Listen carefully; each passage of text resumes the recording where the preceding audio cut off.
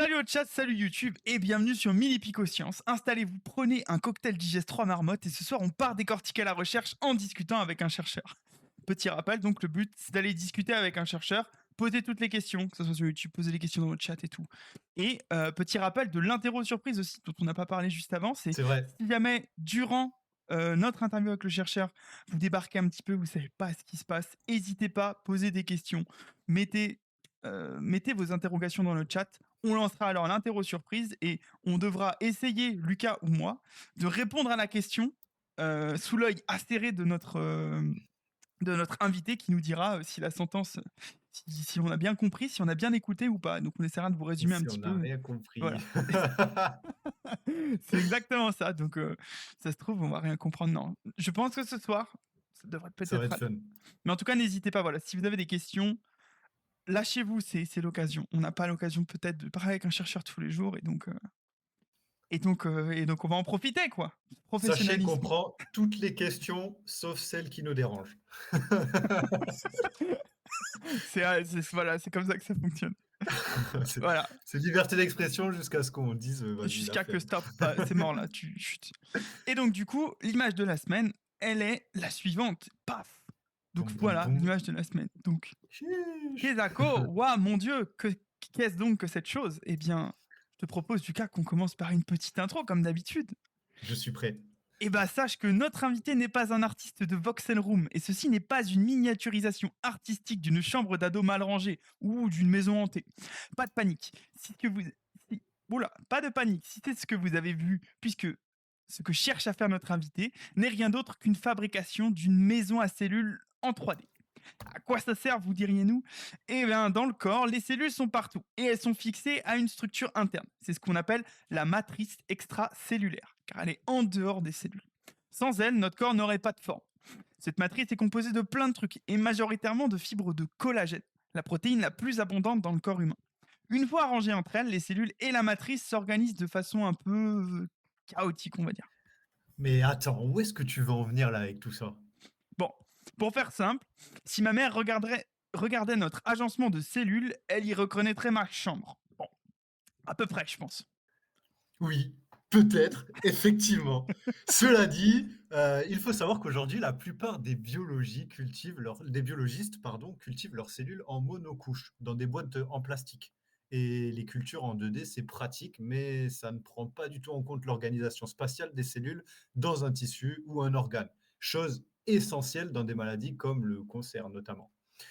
C'est donc sur ce point qu'intervient notre invité qui, à l'aide de nouveaux outils d'impression 3D, va reconstruire cette troisième dimension et permettre de se rapprocher encore plus des conditions biologiques présentes dans le corps. Et pour fabriquer un assemblage chaotique de fibres, rien de mieux qu'un échafaudage qui se casse la gueule.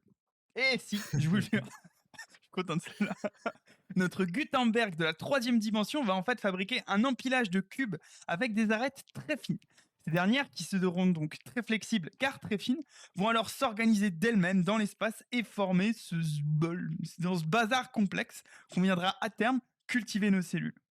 Alors, aujourd'hui, après nos deux derniers invités experts en torture cellulaire en tout genre, nous avons le plaisir d'accueillir ce soir un altruiste biologique, l'abbé Pierre des cellules. En donnant le gîte à des cellules abandonnées en 2D, nous avons l'honneur de vous présenter en live sur la chaîne Milipicoscience Bastien Vinzac, chercheur officiel du CNRS. Salut Bastien. Salut Bastien, comment tu vas? Oh, abbé Pierre. Elle est jolie cette présentation. Elle t'a plu, ça va? Elle m'a plu vraiment beaucoup, oui. On aime bien hyper nos invités et les traiter aux Non mais petits oignons ici. non, mais on sent que Lucas, il allait assez loin dans ma thèse en 180 secondes parce que du coup, il maîtrise les comparaisons, Tu plus ou sens que moins là, les hasardeuses. tac tac, ça part dans tous les sens, ça fuse. Mais Jules m'a beaucoup aidé aussi sur cette présentation. Il faut rendre à César ce qui appartient à César. C'est-à-dire, nous deux, on est tous les deux César en fait. Nous sommes César. Avec nous. Déjà, on a une première question. Est-ce que dans tout ce qu'on a dit dans cette présentation, est-ce que tu as noté des imprécisions, des bêtises, des trucs sur lesquels tu aimerais revenir pour dire: «Non mais ça va pas la tête, c'était marrant comme ça pour introduire, mais ça veut rien dire ce que vous dites». Est-ce qu'il y a des petits trucs comme ça ou ça va, ça colle, on peut passer à la suite? Non, non, vous êtes plutôt bon, ça va, hein. Tu t'es retrouvé là dans notre présentation? Abbé Pierre, ça te va du coup? Bah, j'ai plus de cheveux que de barbe, mais sinon, ouais, ça passe, quoi. C'est vrai que c'est l'abbé Pierre du upside down. Bon, on fait Alors avec c'est ce qu'on a. le à la différence que d'une certaine manière, on n'arrive jamais à remettre à peu près dans les cellules dans des maisons où elles disent: «Ah putain, c'est ma maison, j'ai toujours rêvé». On essaye plutôt de l'idée, c'est plutôt on essaye de les trixer au maximum pour leur faire croire qu'elles sont dans leur maison, Ah, c'est au intéressant ma ça. c'est plutôt ça. Pas C'est pas on pas essaie de trop leur l'abbé Pierre du coup, mais Ben, en fait, on n'arrivera jamais à reconstruire la maison d'une certaine manière. OK. En fait, le corps humain est trop compliqué, il y a beaucoup trop de trucs à considérer. La maison complète, vraiment, tu as les toits, tu le toit, tu as les murs, il te faut de la moquette, il te faut l'eau courante, l'électricité qui marche bien, il faut pas qu'il fasse 4 degrés en hiver. Et là, Donc concrètement, jusqu'à maintenant, tu as réussi à mettre quoi dans cette maison? ben, pour l'instant, on a globalement les poutres apparentes et les murs porteurs à la limite, mais On a qu'à dire un squat. C'est l'abbé Pierre non, c'est social. le voilà, l'idée, c'est qu'on arrive en fait, d'une certaine manière, l'objectif est pas non plus de reconstruire la maison complète parce que c'est beaucoup trop compliqué. Justement, vu que notre idée, c'est, d'une certaine manière, on veut aussi étudier les cellules, donc on veut regarder quels paramètres importants de la maison les font se sentir bien chez elles. Typiquement, il y a des gens, ils vont être très contents avec 20 degrés toute l'année, alors qu'il y en a d'autres, ils diront: «Moi, j'ai besoin de l'eau courante, quoi». Et ça vaut pour toutes les cellules, où tu te concentres sur un certain type de cellule pour le coup?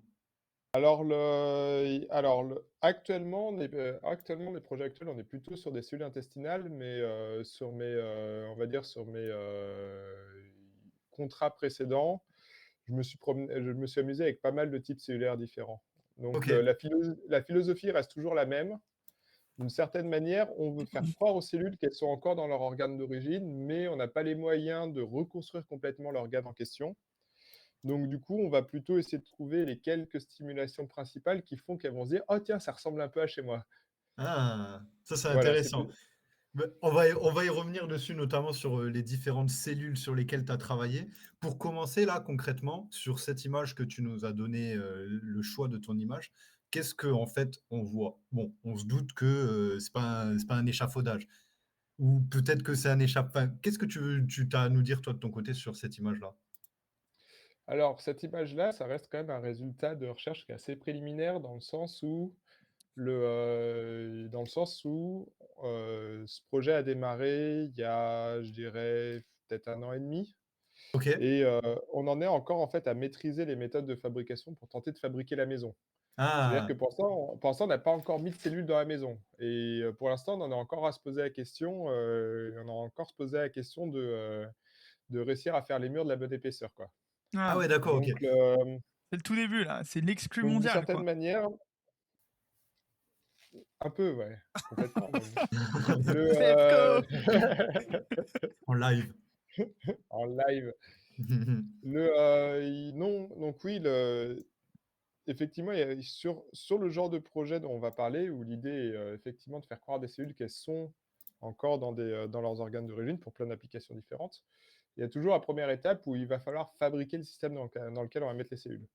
Et on en est encore là. C'est-à-dire que les étapes suivantes, c'est effectivement de prendre des cellules, de les mettre dedans, de regarder, quels paramètres est-ce qu'elles préfèrent et à terme pouvoir faire des vraies études qui ont des études qui ont des vraies applications biologiques. Pour OK. l'instant, on en est encore, globalement, c'est fabriqué par impression 3D et on en est encore à se poser la question de la puissance du laser qu'on utilise pour savoir, est-ce qu'on a fait des murs qui sont trop épais ou des murs qui sont trop fins, quoi. Ah ouais, OK, d'accord. Et là, du coup, sur l'image, on peut distinguer notamment, je sais pas, si je devais, là, avec un œil très novice, si je devais distinguer différents éléments, j'aurais, un sol, une sorte de carrelage, des poutres et des filaments qui se Mmh. baladent, au milieu de cette pièce, un peu à la manière de toile d'araignée dans une chambre, d'adolescent abandonné. Est-ce que tu arriverais à faire une corrélation entre, maison et maison cellulaire, je dirais? Alors d'une certaine manière, l'important, c'est les fibres bordéliques du milieu. Ah ouais, d'accord, OK. En fait, ce que tu appelles le carrelage, c'est que d'autres objets, en fait, on veut qu'ils tiennent, en fait, sur le support sur lequel on l'imprime et OK, du coup, il se trouve que faire cette espèce de carrelage, ça améliore l'adhésion de l'objet sur la surface. OK. La Le carrelage a pas d'intérêt en soi pour les cellules qu'on mettra un jour à l'intérieur. Ça, c'est pour la Le deuxi construction du bâtiment, donc en C'est impression ça. 3D? OK. Et c'est la même chose, en fait, pour les espèces de poutres, verticales et Ah horizontales ouais, que tu OK, vois. d'accord. Le fait est, on a essayé de fabriquer des maisons qui sont seulement constituées des fibres centrales, seulement elles Ouais. s'écroulent. Parce que, comme tu peux voir, elles ont l'air relativement molles, elles ont l'air Ouais, ça a relativement l'air d'être un fines. peu un parcours d'accrobranche ou tu sais, les jeux que tu retrouves dans des parcs pour enfants, là, où il y a des fils qui vont dans tous les sens et à la Ouais, manière ouais, d'une toile d'araignée. les espèces de toiles d'araignée géantes, exactement. Mais en fait, si tu fabriques seulement avec ça, beh, soit ça va être, incroyablement mou et ça va s'effondrer, surtout que en fait, ce qui se passe ici, c'est que les images qu'on prend sont des images en microscopie électronique et pour ça, il faut sécher les échantillons. OK, Donc on peut imaginer que ça, si tu le laisses dans l'eau, il va plus ou moins, tu vois, se balader au gré du courant, il va rester relativement, droit. Par OK, contre, dès que tu le sèches, il s'écroule et donc du coup, les poutres qui sont autour, d'une certaine manière pour garder une certaine stabilité mécanique pour la maison. OK, d'accord. Mais l'intérêt ensuite, ça va être de mettre les cellules et que les cellules soient seulement sur les fibres et que les cellules ne touchent pas en fait, les poutres qui sont sur les côtés. OK, d'accord. Donc les cellules sont vouées à venir se balader ou s'accrocher donc à ces petites fils et à rester sur ça, c'est ça? Ouais, ça serait l'idée complètement.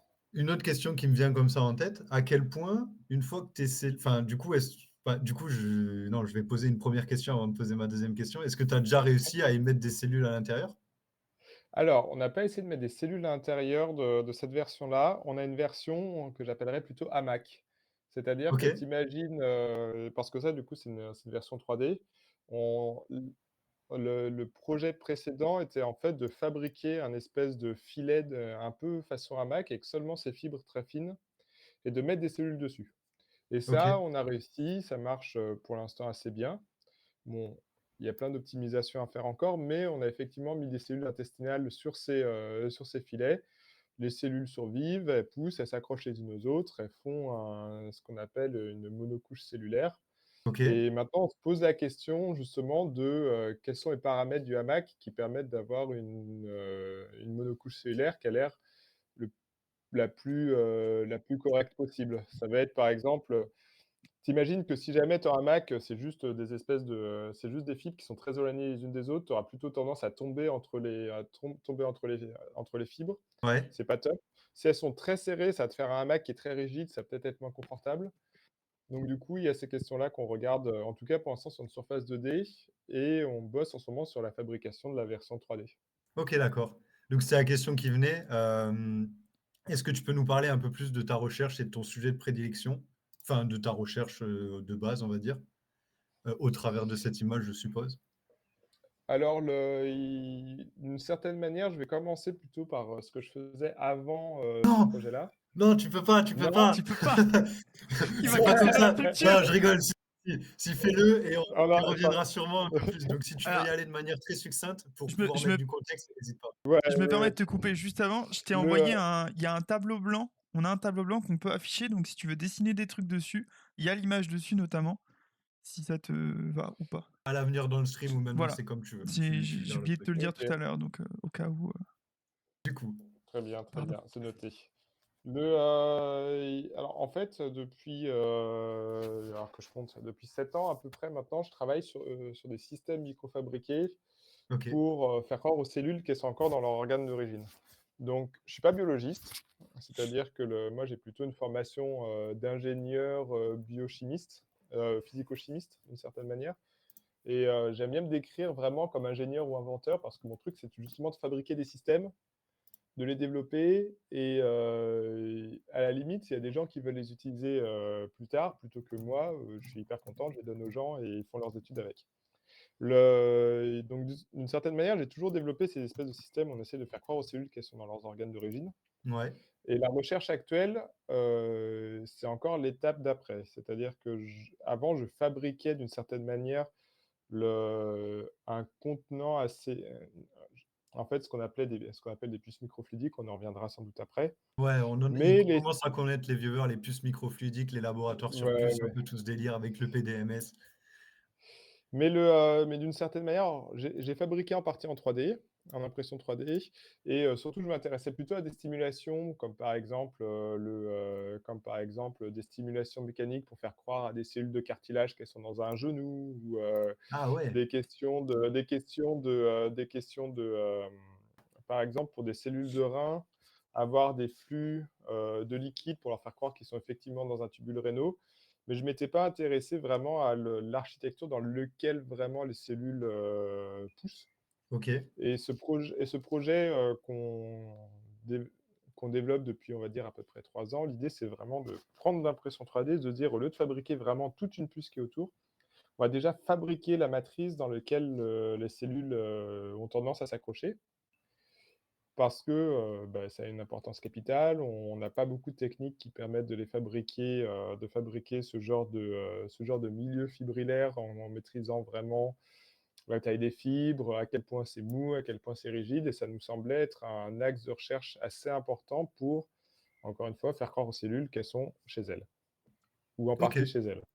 Et Voilà. quand tu parles d'impression 3D, enfin, quand on me dit impression 3D, souvent le 1er truc qui me vient en tête, c'est, bah, la fabrication, enfin, par couche là, qui monte. Est-ce que c'est un truc comme ça que vous Oui. utilisez ou, c'est la même chose?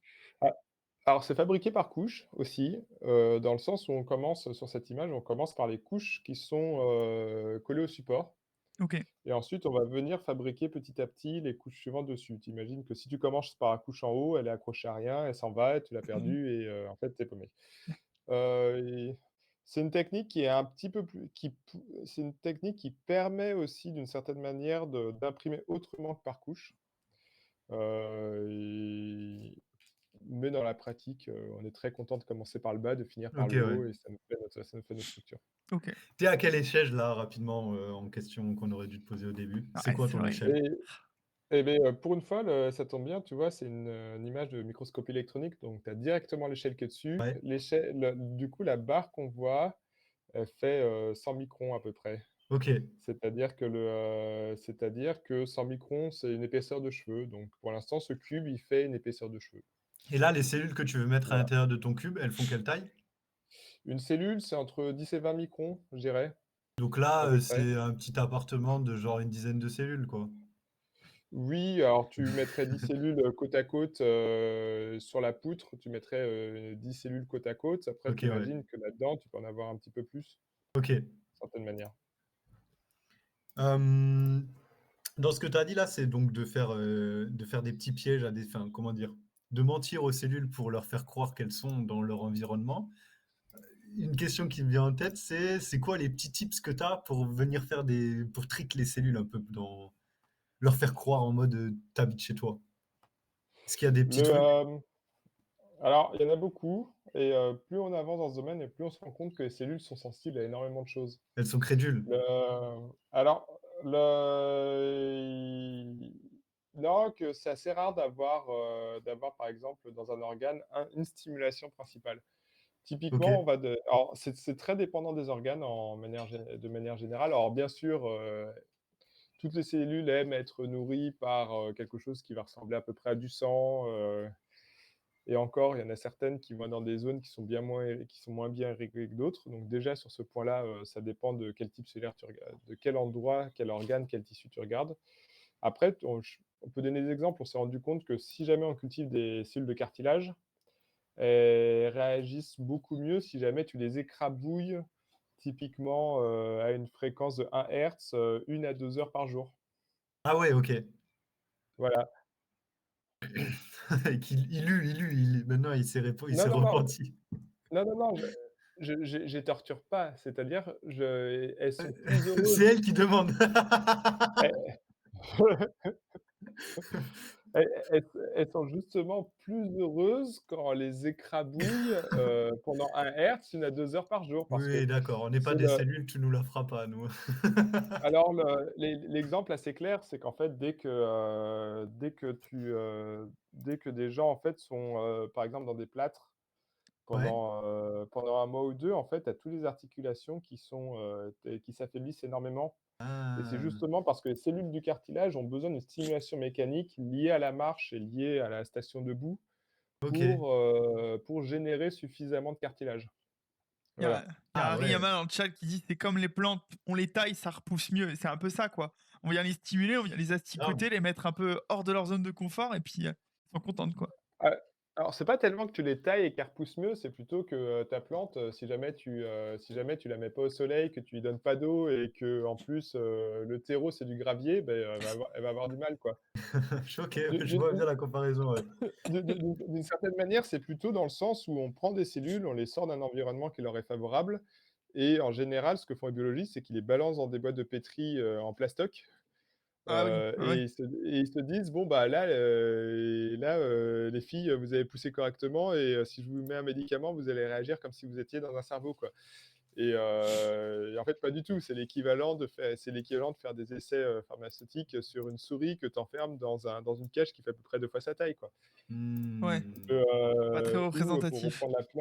pour reprendre la plante, c'est tu as une plante, tu la mets, à l'ombre, quasiment pas d'eau, dans du gravier, elle tire la tronche et après tu fais des tests tu fais des tests dessus et tu regardes est-ce qu'elle tire plus la tronche ou pas, quoi. Ouais, Heu, d'accord, OK. Là, d'une certaine manière, l'idée c'est, déjà de leur apporter l'eau, avec, du milieu nutritif que les biologistes ont depuis longtemps optimisé et cetera, donc ça, c'est pas trop de notre ressort.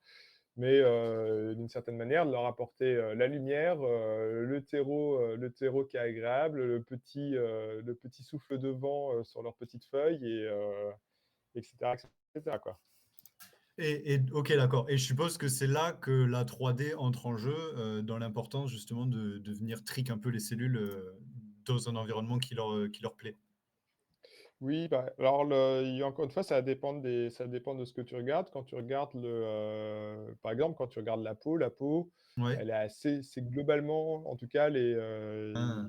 alors c'est peut-être pas le meilleur exemple, mais tout ce qui est, épithélium, muqueuse, le poumon, par exemple, l'intestin, Ouais. le rein, ça va être des monocouches cellulaires. Alors, ça va être Ah des OK. monocouches avec des formes plus ou moins recourbées, ça c'est important, mais OK. déjà ça va être une monocouche. Donc en fait, si tu mets par exemple, si tu as la possibilité d'avoir un gel et de mettre ces cellules-là dans le gel, elles vont vraiment pas aimer.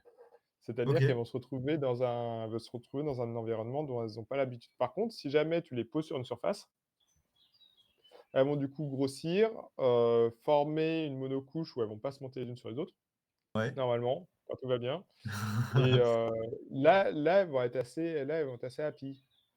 À côté de ça, tu as des types cellulaires qui, elles, aiment être en fait à l'intérieur d'une matrice. Typiquement, ça va être toutes les cellules qu'on dit un peu mésenchymateuses, donc ça va être les fibroblastes. Ça va être typiquement, des cellules cancéreuses dans des tumeurs, ça va être, des neurones dans un cerveau et ces cellules-là, elles ont l'habitude d'être justement, dans des espèces de gel qu'on appelle la matrice extracellulaire et c'est pour ce type de cellules que le fait de fabriquer de la 3D a un vrai intérêt. OK, et donc toi, là, actuellement, avec ce cube, tu travailles sur quoi comme cellule donc?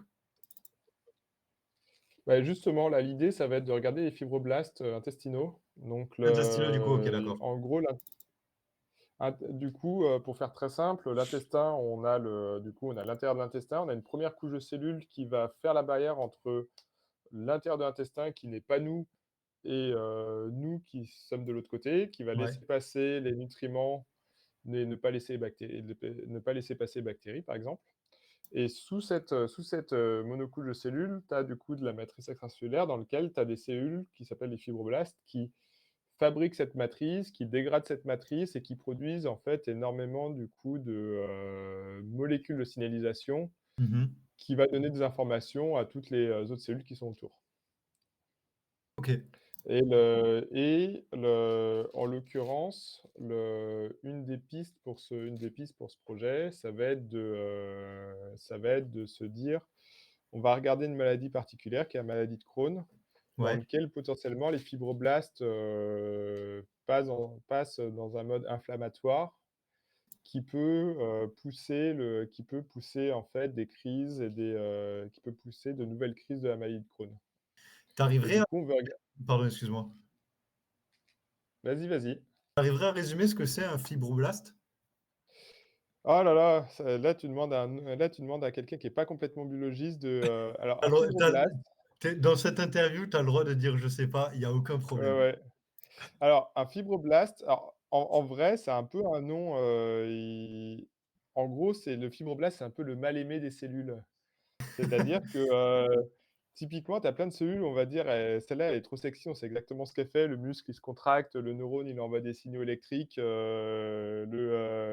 cellules épithéliales, elles sont là en mode: «Nous, on est la barrière contre ce qui se passe à l'extérieur du monde». Le fibroblast, c'est le type normal des Pokémon, quoi, vraiment, tu peux Il fait c'est ratata, quoi.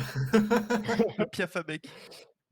c'est le truc, il est partout, il est dans tous les tissus, on sait qu'il génère la matrice extracellulaire, on sait qu'il dégrade la matrice extracellulaire, on sait que, typiquement, on sait que dès qu'il y a une tumeur, la tumeur s'amuse en fait à transformer les fibroblastes en fibroblastes aideurs de tumeur. C'est-à-dire que les trucs, Ah oui.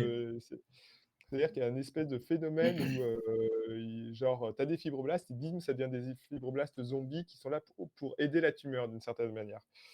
Et Ah ils sont ouais! jamais vraiment é en soi, ils sont jamais vraiment étudiés, sauf quand on se rend compte ils servent à quelque chose dans ce cas particulier, quoi. OK. Ouais, fibroblast, ça fait bien nom de Pokémon, en vrai. Fibroblastes, J'aime ça fait bien. mon Pokémon.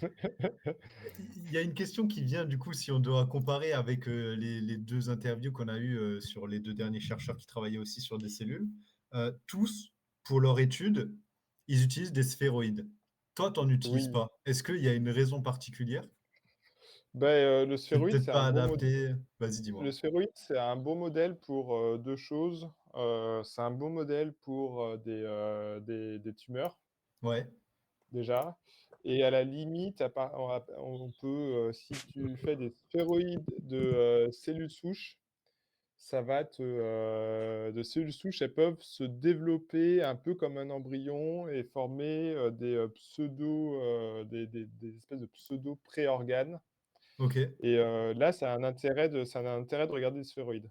Seulement, si jamais tu veux, d'une certaine manière, étudier des cellules qui sont déjà, assez isolées, assez éloignées les unes des autres dans une matrice extracellulaire, bah, tu vas utiliser des cellules qui sont éloignées les unes des autres, dans un modèle de matrice extracellulaire d'une certaine manière. Encore une fois, en fait, il y a pas de méthode magique. Il faut toujours adapter les outils qu'on utilise pour étudier tel tissu, tel organe à la réalité, physique de l'organe en question. OK, d'accord. Il y a une raison pour que ton échafaudage, il soit cubique? Ou c'était la forme la plus simple à mettre en place? C'est juste vachement plus facile à dessiner. Ouais, mais du coup, il y aurait de l'intérêt à l'avoir dans une forme différente, plus complexe et vous commencez avec le cube ou vous savez pas trop encore? Alors là, il faut savoir que les petites fibres que tu vois complètement mêlées, à la base, c'est aussi des cubes. Ah Et ouais, c'est une question qui me venait justement. Est-ce que c'est calculé cette configuration de bazar? Ou est-ce que genre c'est en mode, résultat de la recherche? non, non, c'est vraiment à la base, tu vois, c'est vraiment un empilement de cubes, les fibres Ah qui, d'accord, OK. lorsque tu développes, en fait, la résine, qui permet de fabriquer cet objet et que tu la sèches, bah, du coup, se retrouver par plein de forces à déjà, elles sont très molles et donc elles ont cette espèce d'effet d'effondrement. Le, i À la limite, si tu regardes celles qui sont vraiment attachées aux 2, Ouais, ouais, on sent qu'il y a quand même un pattern, récurrent, enfin tu de fil. tu sens qu'il y a une espèce de truc un peu cubique, mais Mmh. où c'est les cubes au milieu sont vraiment contractés et du coup, ceux de l'extérieur sont plutôt détendus. OK. Mais ça, c'est volontaire ou c'est pas volontaire? Alors, on veut les faire mous, mais à partir du moment où on les fait mous, du coup, ils vont se déformer Il et se casse la gueule, quoi, ouais. ils Mmh. vont nous donner des formes qui vont être différentes des formes d'origine. OK. Donc on a 2 solutions, soit on se dit: «On les veut plus rigides» et du coup, ils vont garder la forme qu'on leur donne au départ, ou alors l'important, c'est la forme qu'ils récupèrent à la fin et essayer de trouver en fait, des règles qui vont expliquer qui vont nous dire à partir de quelle forme, d'origine on aura telle forme après la fin de l'opération. OK. Pourquoi vous voulez les garder mous à tout prix, ces fils-là? Pourquoi vous voulez pas une structure beaucoup plus rigide? Et beh, alors en fait, on essaie de mimer des fibres de collagène qui sont, on essaie de mimer des fibres de collagène qui sont, les constituants majoritaires de la matrice extracellulaire, qui sont des fibres qui sont assez rigides. OK. Le, L'idée, c'est que c'est des fibres rigides, mais vu que c'est plein de fibres vraiment les unes à côté des autres, Ouais. du coup, regarder de très loin, ça te fait un matériau qui est très mou. Mmh. Ah d'accord, OK. Là, pour l'instant, en fait, toutes les fibres, elles sont accrochées les unes aux autres parce qu'on a vraiment ces formes de cubes et ces points de connexion entre chaque fibre. Mmh. Il faut imaginer que la matrice, à terme, et ce qu'on aimerait bien faire, c'est beaucoup moins de connexions entre les fibres, beaucoup plus de fibres, mais du coup, quand même un objet qui est très mou. Mmh. OK, ouais.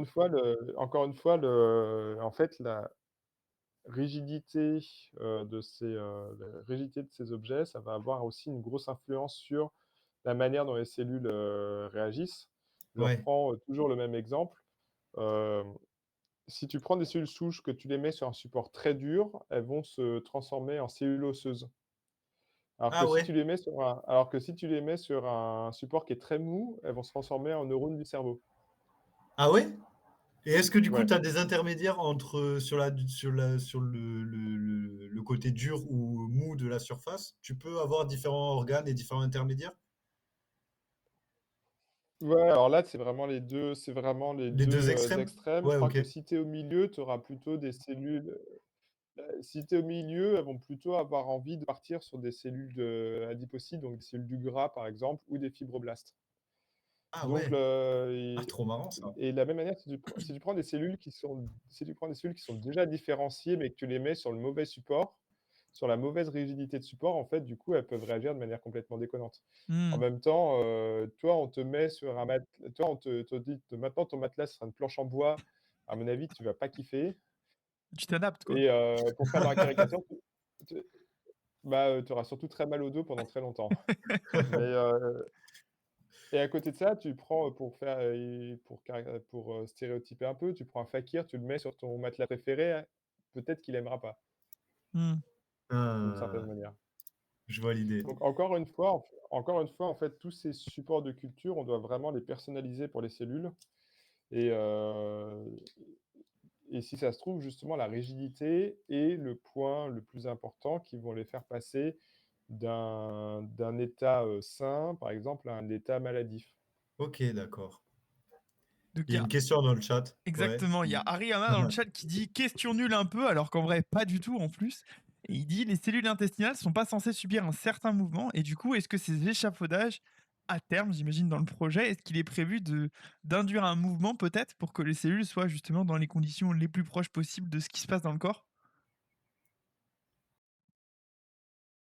Alors quand on commence un peu ce genre de projet, on a souvent une espèce de cahier des charges un peu fou où on se dit: «Beh, j'aimerais bien faire, un modèle de matrice où je me contrôle, la porosité, les propriétés mécaniques. En plus, je veux le mettre sur un support élastique, comme ça, si je tire sur le support élastique, je fais bouger mon truc». C'était un peu le cas. Je dois avouer que j'ai essayé pendant pas mal de temps d'imprimer ces objets sur des membranes plutôt élastiques de manière à pouvoir me dire qu'à terme, je vais pouvoir rajouter justement des Mmh. stimulations mécaniques. J'ai pas réussi. OK. Du coup, au bout d'un moment, quand on a un cahier des charges qui est trop contraint, on se dit, beh, que finalement la stimulation mécanique, ça sera peut-être la stimulation que je vais mettre de côté et ça sera l'équivalent de, laisser Lucas dans un appartement de luxe, mais où il fait 4 degrés en hiver, quoi. Je me sens Attaqué. agressé Peut là. être peut-être qu'il va kiffer, peut-être qu'en fait, c'était la stimulation qu'il fallait absolument pas laisser de côté, quoi. OK. Et alors ça me fait rebondir, c'est que à quel point du coup sur ton parce que là tu nous dis que tu étais quand même ça fait pas très longtemps que tu travailles là-dessus. Effectivement, tu nous parles de ton cahier des charges. Heu, est-ce que tu as dû beaucoup déconstruire ton projet? Parce que j'imagine que ton projet, tu as commencé enfin, tu as eu des sous, j'imagine, pour travailler dessus. Entre ce que tu as dit pour avoir les sous et ce que tu fais maintenant, à quel point tu as déconstruit ton projet? Enfin, où tu t'es dit: «Ah non, bah là, en fait, c'est trop compliqué, je dois aller à un truc un peu plus élémentaire», Alors pour l'instant, on n'a pas, pour l'instant, on s'en sort plutôt bien. Il y a pas de, alors sur la version 2D, on va dire, qui est mon projet de postdoc avant d'avoir ce poste permanent en LAS. Effectivement, on a viré des étapes des parties du cahier des charges, entre autres cette question de stimulation mécanique. Parce que ça semblait trop compliqué. Le projet actuel, enfin le projet, la deuxième version en 3D, pour l'instant, on s'en sort plutôt bien dans le sens où, les trucs qu'on pensait faire, tout fonctionne. C'est juste, à la limite, la différence entre ce qu'on a plus ou moins, promis pour, ce qu'on a promis, alors on promet jamais vraiment, mais, ce qu'on a dit qu'on allait faire pour avoir l'argent et où on en est maintenant, c'est qu'on est juste plus lent. Wouah! C'est juste qu'on s'est rendu compte, c'est juste que c'est souvent ça, c'est que tu te rends compte que telle étape où tu disais: «Ah, ça va être trop facile, c'est plié en 6 mois», en fait, il te faut 1 an et Non. demi, quoi. Mais non, pour l'instant, il y a rien, en tout cas dans l'idée initiale, il y a rien qui semble bloquant. Alors on n'a pas encore mis de cellules dessus, donc si ça se trouve, on va mettre des Mmh. cellules, elles vont faire: «Non mais mec, c'est n'importe quoi ton idée». C'est quoi cette part Mais claquée au sol? parce que faut se dire que alors il y a quand même il y a quand même un parti pris qui est assez important sur cette histoire. C'est que c'est de se dire que la biochimie est un stimuli qui a pas beaucoup, qui est pas le plus important et qui est pas celui qu'on va regarder. Disons que les cellules, elles reconnaissent, elles se disent: «Oh tiens, voilà, une fibre de collagène. Oh ça c'est de l'acide hyaluronique. Oh tiens, Mmh. ça c'est, telle et telle protéine», et elles réagissent beaucoup aux types de protéines, qui sont autour d'elles dans ces matrices.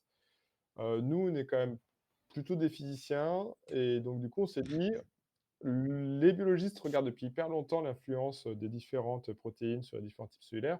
En revanche, il y a eu moins d'études sur l'influence de la rigidité d'une matrice ou même, on va dire de la porosité de la matrice, de la taille des fibres et cetera et cetera. OK. Donc en fait, on fabrique du coup nos objets avec une résine photosensible qui est pas du tout naturelle. Mmh. Mmh. On va mettre, des petites protéines de collagène par-dessus, histoire Bah, de ça, faire c'est pour semblant, ouais, pour trick la cellule un peu?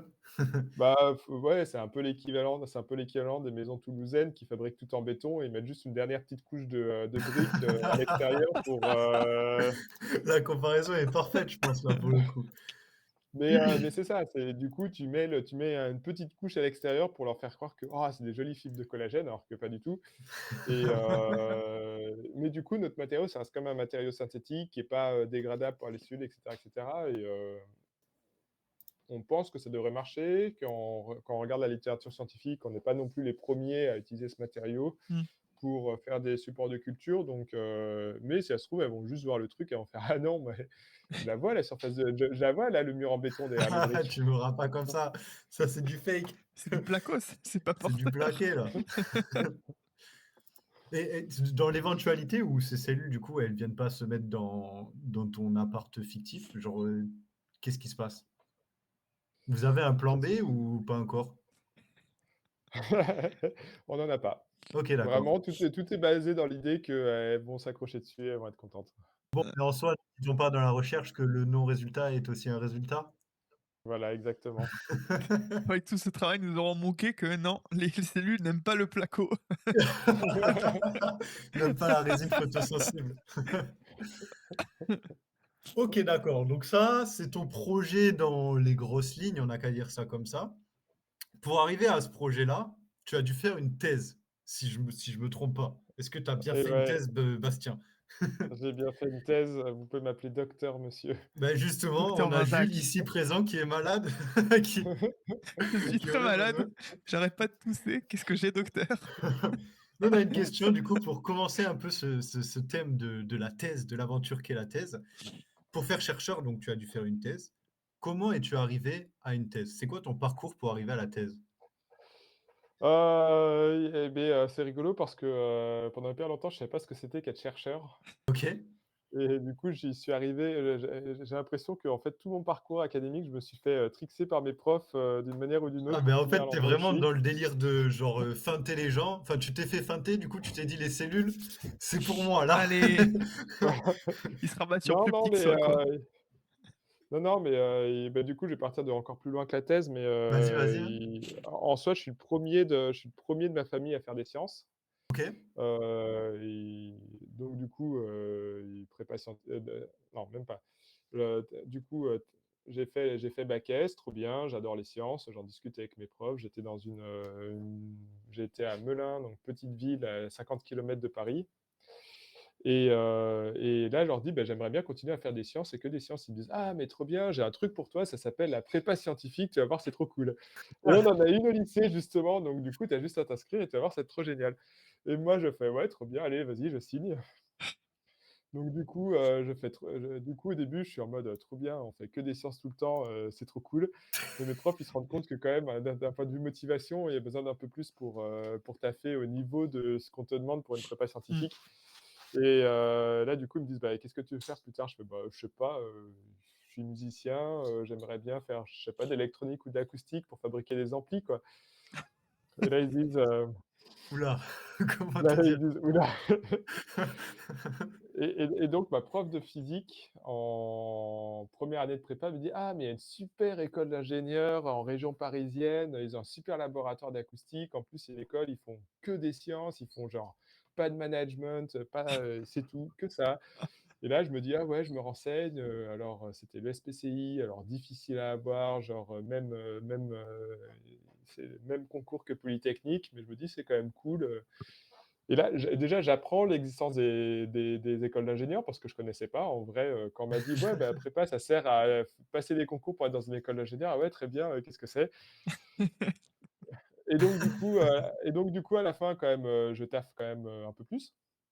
Ouais. Je passe les concours, je mets le SPCI tout en haut et derrière, je mets des écoles d'électronique et de télécom, genre Télécom Paris, Centrale Supélec, je finis par avoir, le SPCI genre à 0,5 points au-dessus de la Ah, barre, je let's crois. go! Donc je me retrouve là, je fais: «Trop bien», je vais encore continuer à faire des séances pendant 4 ans. Arrivent les cours d'acoustique et là, c'est affreux. Vraiment, Ouf. vraiment, Oh, la désillusion! vraiment l'acoustique, c'est que des espèces de grosses équations, de bâtards, les manips, tu passes ton temps avec les bras dans des aquariums, tu comprends pas ce qui se passe. Vraiment, en plus, l'acoustique, vraiment, quand tu veux faire des trucs vraiment poussés en acoustique, genre tu fais de l'échographie ou alors tu fais du retournement temporel, des trucs qui ont des noms stylés mais qui sont hyper compliqués. Et entre-temps, j'avais fait des stages dans un petit laboratoire de microfluidique où, en gros, on m'a dit: «Ah bah, on fait de la plomberie à l'échelle du cheveu». J'ai trouvé ça trop drôle. J'aimais bien j'ai Trop bien. j'aimais bien la mécanique des fluides et en fait, j'ai complètement arrêté l'idée de faire de l'électronique, de faire de l'acoustique et je suis parti dans la microflux et du coup, j'ai fait ma thèse, du coup. La plupart des laboratoires de microflux déjà, à Paris étaient microfluidiques pour la biologie.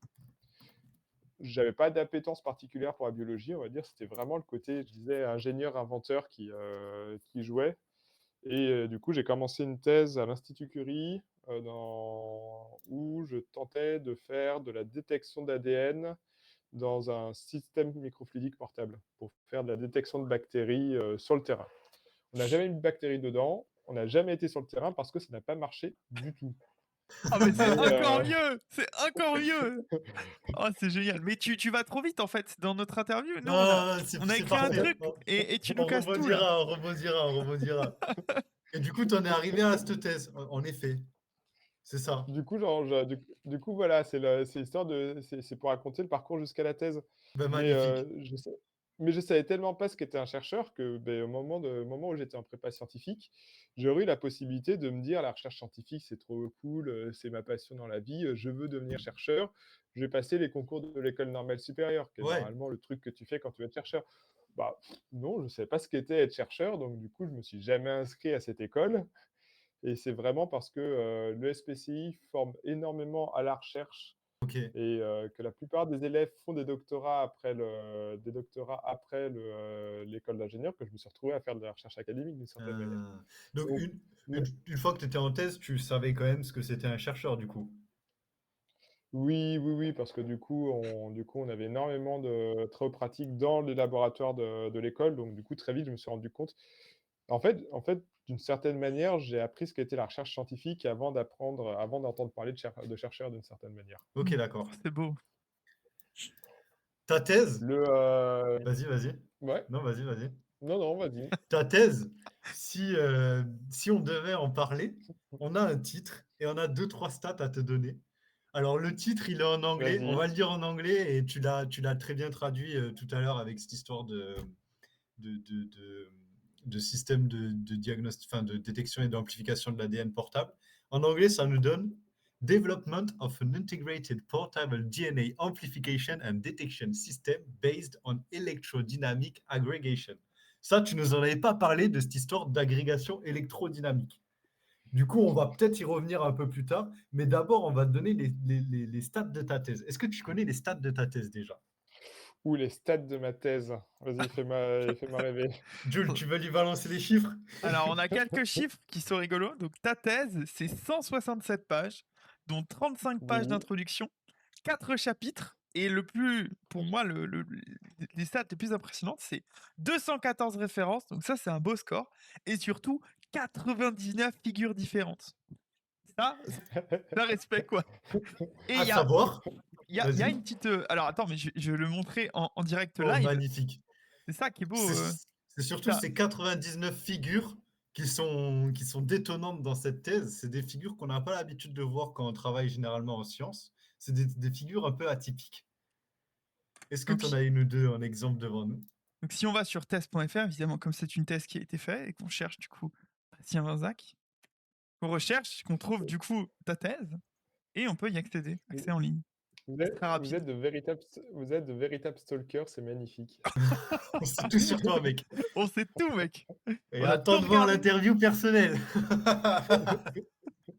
Et du coup, là, on a accès à la thèse directement. Donc voilà, encore une Et fois, donc, si jamais dans vous voulez. cette thèse, montre-nous une des figures. Alors, on a envie d'en voir une figure. Montre-nous une Et figure, alors, à quoi elle les ressemble. figures, bon alors, pas celle-là. Ah ouais, bon, dès qu'il y a Euh, des voilà. chiffres scientifiques avec des courbes, on ne trafique pas ça. Mais par contre, toutes les figures de Bastien dans sa thèse sont dessinées à la main. Donc voilà, on Et ça a. nous donne ça, en fait. Des petites œuvres d'art très sympatoches, là, bien schématisées. On aime beaucoup.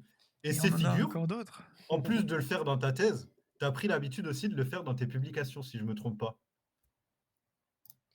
Oui, Donc oui, oui, oui. la question qu'on aimerait te poser, c'est comment c'est reçu dans le domaine scientifique, dans le domaine professionnel, quand ta maison d'édition, là, elle reçoit ton papier avec tes jolis gribouillis, ça te dit quoi? Bah, alors déjà, faut que ça passe par l'étape, faut que ça passe déjà l'étape du directeur de thèse. Et le Le, directeur de thèse, il en a dit quoi, justement? alors le directeur de thèse, il trouvait ça trop cool, OK, en vrai. Dans la thèse, aucun problème. Sur des présentations, j'avais commencé assez vite et typiquement, c'est dans des posters ou des présentations orales en conférence. En revanche, sur des publications, il était, un peu plus timoré parce qu'il disait: «Ouais, c'est tellement dur de publier, des fois les reviewers, ils sont vraiment, il faut pas grand-chose pour qu'ils se disent: Faut non, ça on le jette» et peut-être qu'une figure qui est pas très propre, ça leur donnera l'impression que le travail est pas fait de manière, notamment la femme du prof de solide et physique du coup, il disait qui, dit dans le chat que sa femme pèterait un câble si elle devait faire une review avec un papier avec des figures comme ça. Donc pour le coup, je te souhaite de jamais être review par la femme du prof de physique. Vas-y, je te laisse alors, continuer de parler. du coup, effectivement, mes papiers de thèse, ils étaient pas dessinés et après, je suis parti du coup en postdoc et ma chef de postdoc était, surkiffait le truc OK. et faut savoir aussi que ma technique s'est un peu améliorée en cours de route. J'ai appris à faire des figures, jolies, carrées, tout en les dessinant. OK, d'accord. Et elle, pour le coup, était hyper fan, donc du coup, j'ai dessiné quasiment toutes mes figures de papier, de postdoc. Elle me demandait régulièrement typiquement quand elle, fabriquait quand elle écrivait des demandes de sous, Ouais. on a souvent besoin d'une espèce de figure qui résume un peu l'ensemble de la demande de sous et elle me demandait en fait une figure pour, résumer la demande d'argent. C'est le fameux graphical Le, abstract. ouais, les graphical abstracts, ce genre de trucs et hem et du coup, maintenant, beh, je peux l alors l'avantage de dessiner je dessine pas à la main, en fait, je dessine sur une tablette graphique, mais avec quand même des logiciels qui donnent une impression de dessiner à la main. L'avantage, c'est que si j'ai besoin de faire des figures rapides pour, des réunions un peu informelles, je peux le faire assez vite. Je peux le faire assez vite. Si jamais j'ai besoin après de faire des figures qui sont plus propres, typiquement pour un graphical abstract de papier ou même des figures de papier, je vais passer plus de temps, je vais utiliser une règle pour faire des vrais traits droits au lieu de faire des traits qui sont sinueux, par exemple. J'adore. C'est très drôle de me voir sur ma tablette graphique avec ma règle, mais Ah oui, oui, vraiment, en plus. Ah ouais, d'accord.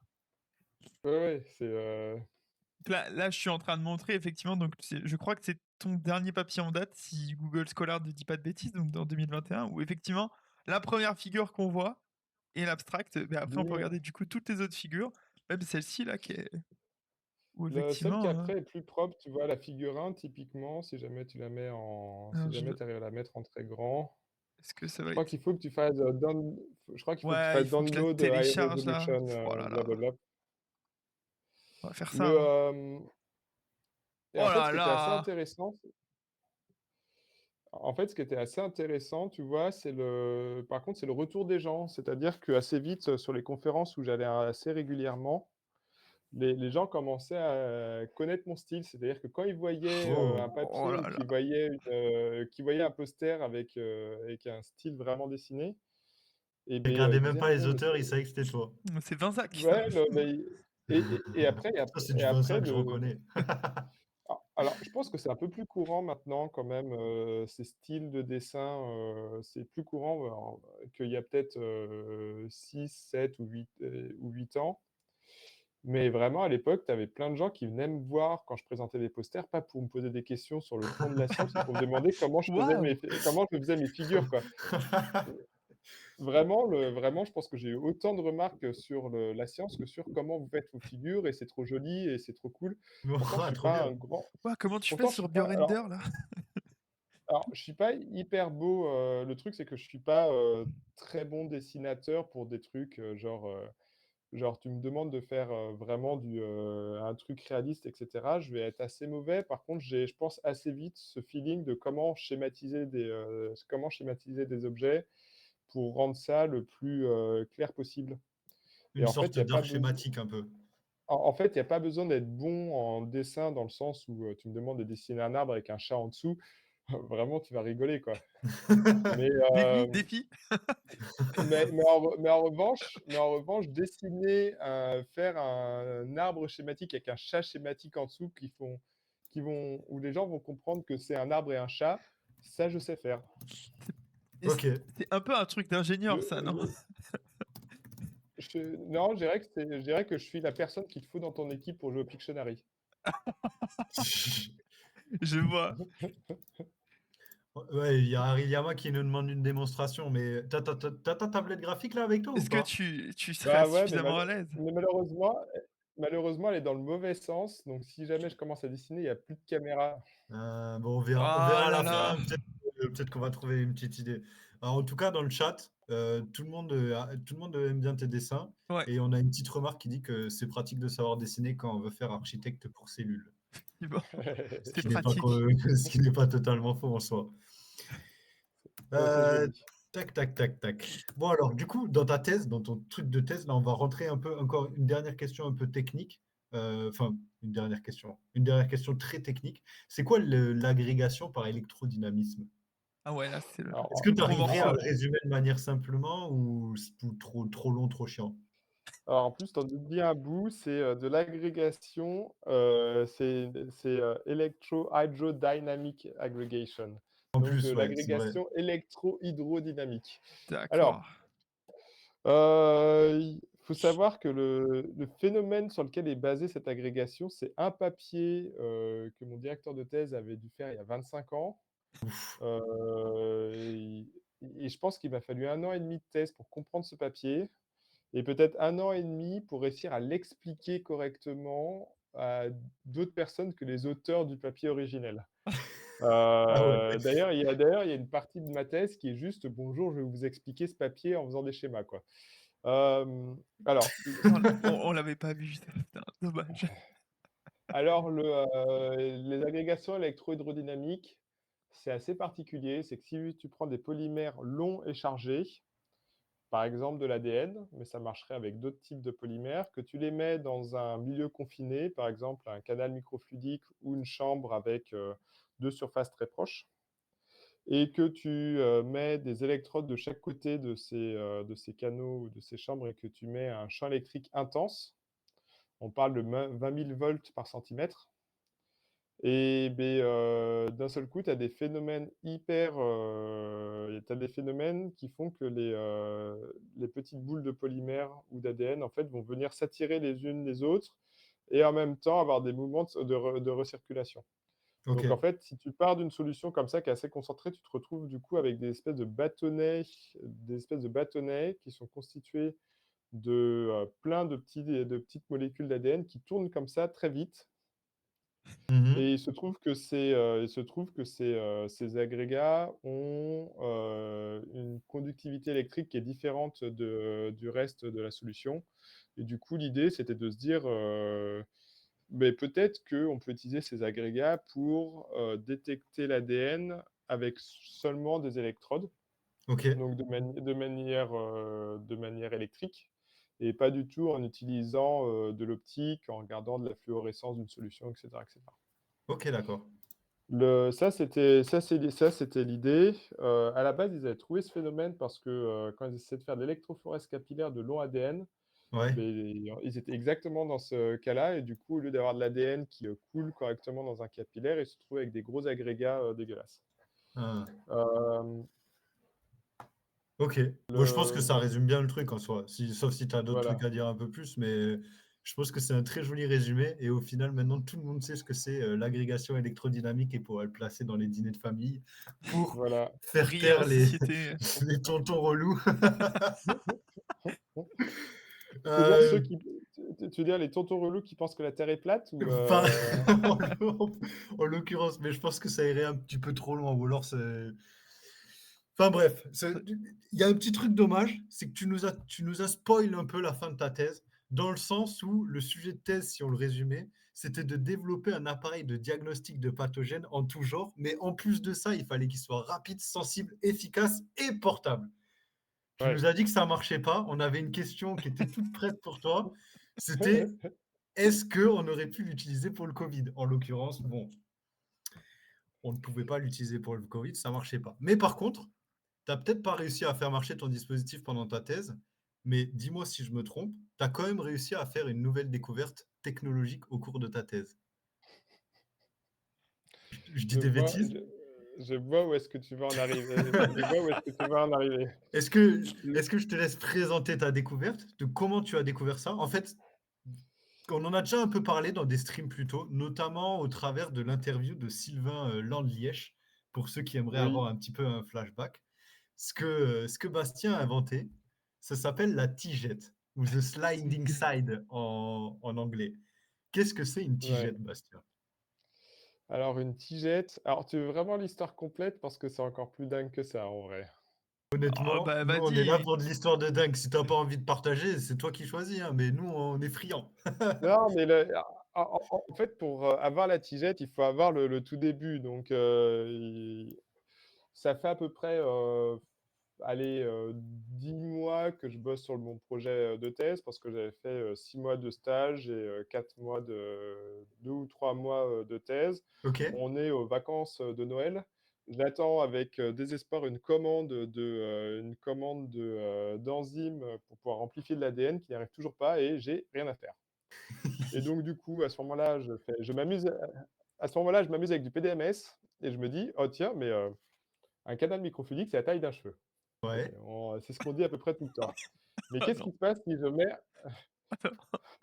passe si je mets un cheveu dans du PDMS et que j'essaie de le retirer? Donc du coup, j'essaye, je mets un cheveu dans du PDMS, je le retire et ça me fait un canal cylindrique d'environ 100 à 150 microns parfait et là, je me dis: «C'est incroyable». Donc Là, il y a un Non. truc. Oh non, mais l'anecdote. alors du coup, je fais 2-3 tests, ça marche trop bien. J'en discute avec mon co-directeur de thèse, Laurent Malaquin, qui fait: «Attends, on va aller acheter du fil de nylon parce que ça sera plus reproductible que tes cheveux». Très bien, donc on passe sur le fil de pêche. OK. Je passe peut-être une semaine à essayer toutes les configurations possibles, en mode, je mets plusieurs fils qui se croisent pour faire des canaux qui se croisent, je mets, un fil et autour je mets un fil de fer pour faire une petite résistance chauffante pour chauffer à l'intérieur. En fait, je fais Ouais, tu vraiment t'amuses, n'importe quoi. quoi. Je fais je fais n'importe quoi pendant une semaine et demie. Je présente ça à mes chefs qui me disent: «Oh bah, présente-le au prochain groupe meeting, on verra si des gens ont des idées de trucs intéressants à faire avec». Donc, OK. déjà les directeurs de thèse ouverts aux idées Ouais, alternatives, quoi. ils étaient pas là en mode: «Ouais, mon thésard, il me branlerait là pendant une semaine. Il met des cheveux dans du PDMS. À l'aide! Alors Il veut pas faire de biblio, à l'aide!» alors, entre-temps, mais ça, c'est un classique, c'est un peu ma méthode c'est un peu ma Pardon. méthode pour fonctionner, c'est je teste des trucs d'abord et après je me pose la question si ça existe déjà et je fais de la biblio. Donc je fais de la biblio, je tombe sur 2-3 papiers qui ont déjà fait des trucs similaires, mais vraiment, ça reste assez confidentiel, quoi. Et donc du coup, on en discute en groupe meeting et là, il y a 3 idées qui en sortent.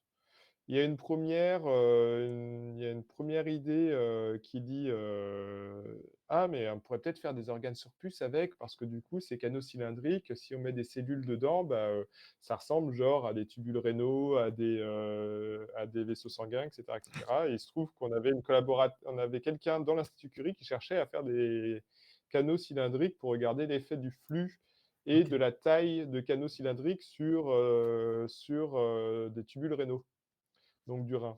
Donc du coup, 1er, side project qui se lance sur, l'utilisation du coup de fils de pêche pour mouler des canaux cylindriques pour des tubules rénaux.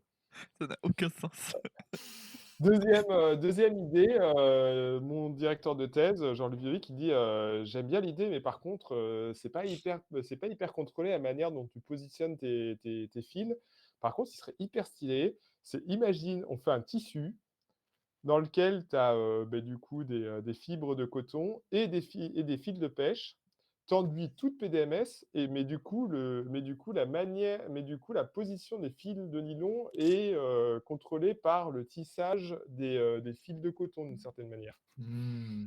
Et là, du coup, il part dans un délire total, on m'achète un métier à tisser, je passe 2 semaines à apprendre à tisser sur un métier à tisser manuel qui Ah coûte Non, 1000 sérieux? ouais! €, What sérieux. the fuck? On fait une collaboration avec l'École nationale du textile à Roubaix. Waouh! Heu, on fait un brevet, genre ça va hyper loin et en ce moment, ils sont encore sur ce projet il y a encore, ce projet No qui way! tourne microfluidique textile. Ils l'ont utilisé pour un projet, du coup de, screening de médicaments sur des sphéroïdes et ils l'ont utilisé pour faire des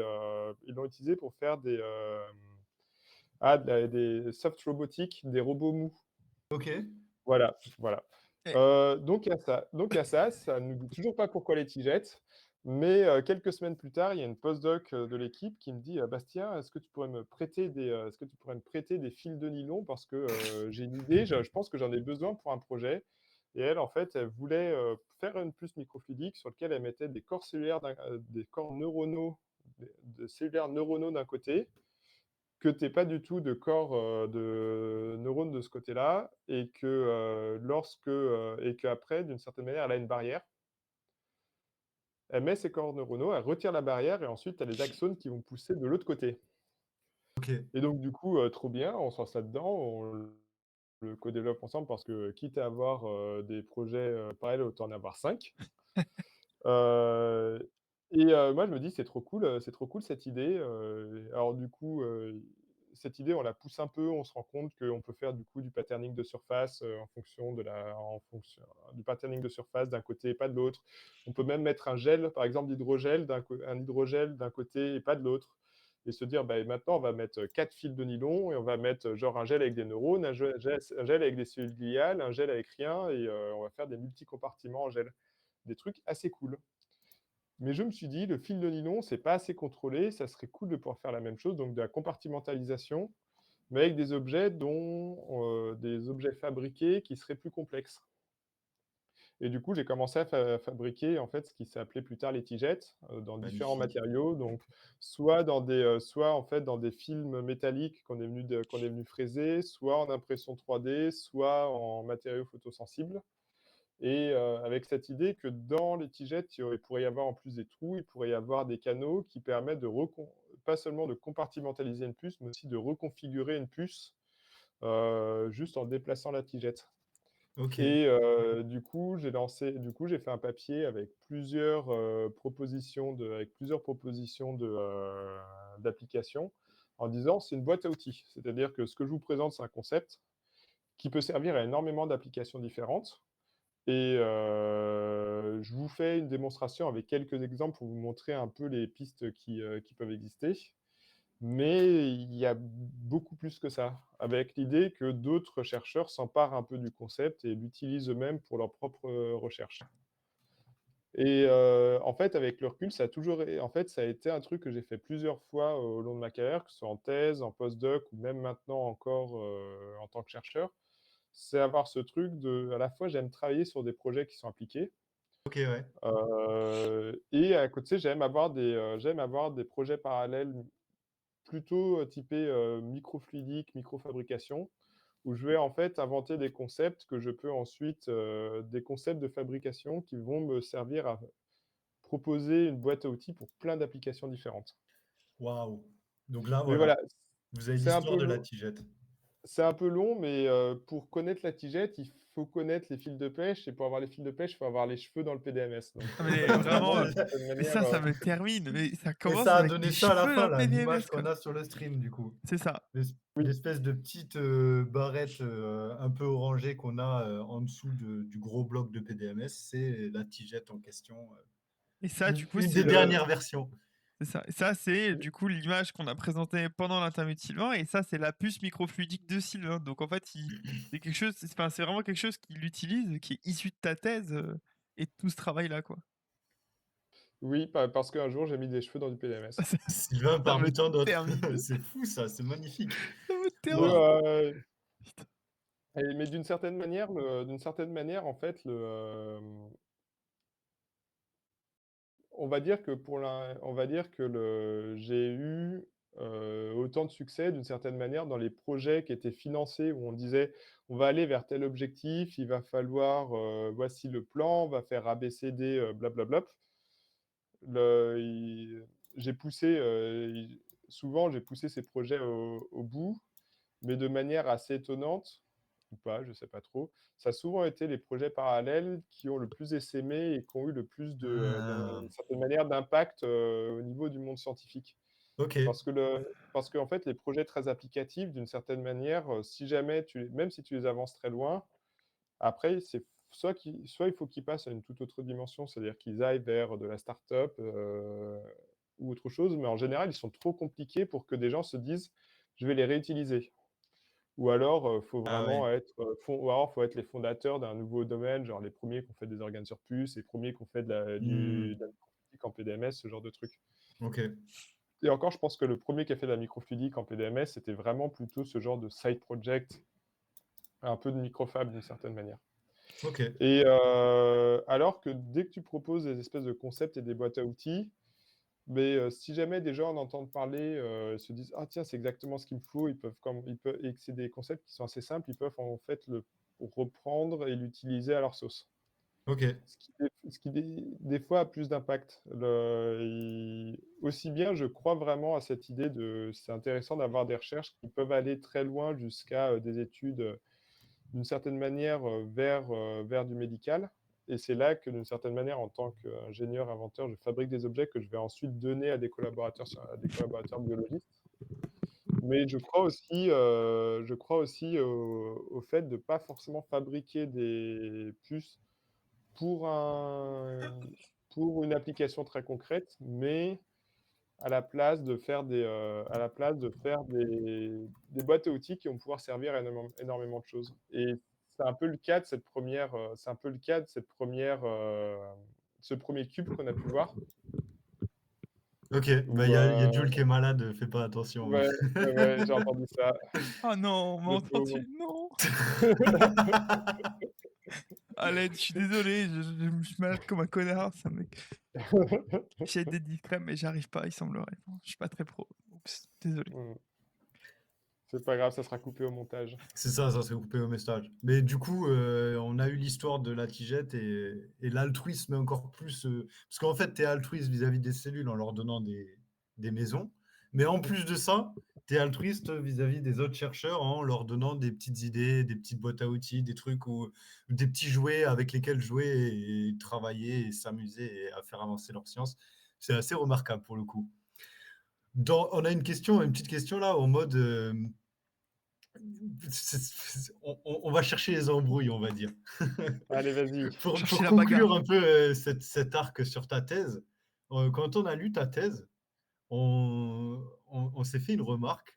Il n'y a pas de remerciement dans ta thèse. Tu Ah, c'est détestais tout le que monde ou c'est juste que...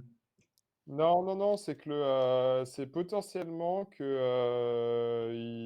souvent tu écris les remerciements à la fin et que la Ouais. version qui a été déposée sur Anne, c'est la version sans Ah. les remerciements.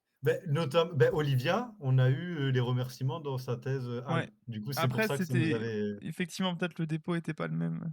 Ok, ok, Ouais, ok. ouais, ouais, j'ai peut-être que potentiellement, du coup, on n'a pas mis la dernière version, mais tu peux passer à mon bureau, j'ai la version, Voir les papier avec les remerciements. remerciements à l'intérieur. Non, mais je te crois, Et je on te va crois. checker C'était ça. pour...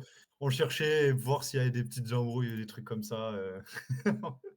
On est là pour les dramas, après tout. C'est ce qui entertain.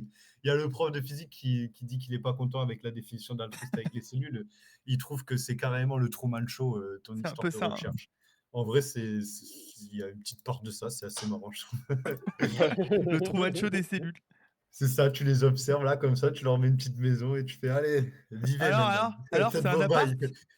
Bon, Alors, du coup, voilà, là, on a parlé du maintenant, on a parlé de ta thèse, mais entre ta thèse et entre le maintenant, il y a quand même une petite partie qui se fait au niveau de tes postdocs dont tu as un petit peu parlé, où tu as pas mal voyagé.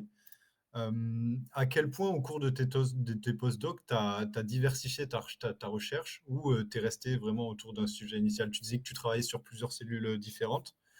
Euh, à quel point c'était une application au niveau de la boîte à outils, au niveau de trouver des petites techniques parallèles, au niveau de trick un peu les cellules. Le, alors le postdoc que j'ai fait aux Pays-Bas, entre autres, c'était quand même très orienté, organes sur puce. Ok, Donc vraiment cette idée de fabriquer des maisons pour, différents types cellulaires.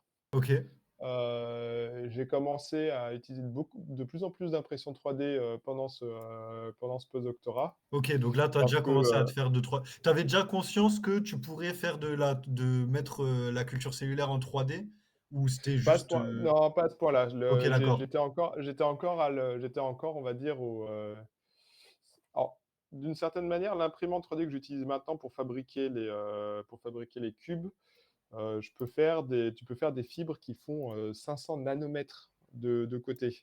Ok, ouais. waouh! On Donc là, on parle c'est, même plus en C'est cheveux, 1000 quoi. fois, c'est 1000 fois ouais, plus ouais, peu, c'est, 10 000 fois, non, 100 000 fois plus petit qu'un Un cheveu. milliard. c'est 20 fois plus petit qu'une cellule, déjà, d'une certaine manière. Ok, ouais. Waouh! Alors que l'imprimante que j'utilisais au moment de mon postdoctorat, c'est plutôt les imprimantes que tu utilises pour fabriquer des figurines Warhammer. Ah, Si tu fais une fibre qui va faire, 100 microns. Ok, mmh. ouais. Donc qui est, d'une certaine manière, qui est presque 1000 fois plus grande que celle que je peux faire avec l'imprimante là, très précise que j'utilise maintenant. Bah, Donc du coup, d'une certaine manière, la technologie est la même, mais la différence de résolution fait que tu fais pas du tout la même ch tu pas du tout les mêmes applications. OK. Hem, ce En postdoc, il était assez intéressant. Effectivement, j'ai bossé sur beaucoup de types cellulaires différents parce que,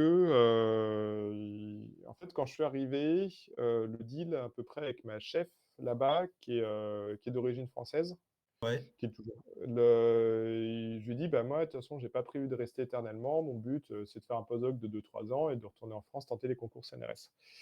Et elle m'a dit: «Bah, très bien, moi, je peux, tenter de, faire le maximum pour que tu ressortes avec un bon CV. En revanche, j'ai besoin de toi» parce qu'elle a une petite équipe, dans lequel elle a une petite équipe dans lequel elle a, pas elle ne va plus du tout au labo et elle a besoin de gens qui sont un peu permanents pour encadrer, en fait, les stagiaires et les thésards qu'elle récupère. Elle a beaucoup de stagiaires, elle a quelques thésards et ouais, du coup, le deal, c'était j'ai mon projet principal, mais à côté de ça, j'ai un certain nombre de projets parallèles sur lesquels je fais de l'encadrement au jour le jour d'un certain nombre de thésards et de postdocs. OK, De thésards et d'étudiants de master, voire de licence.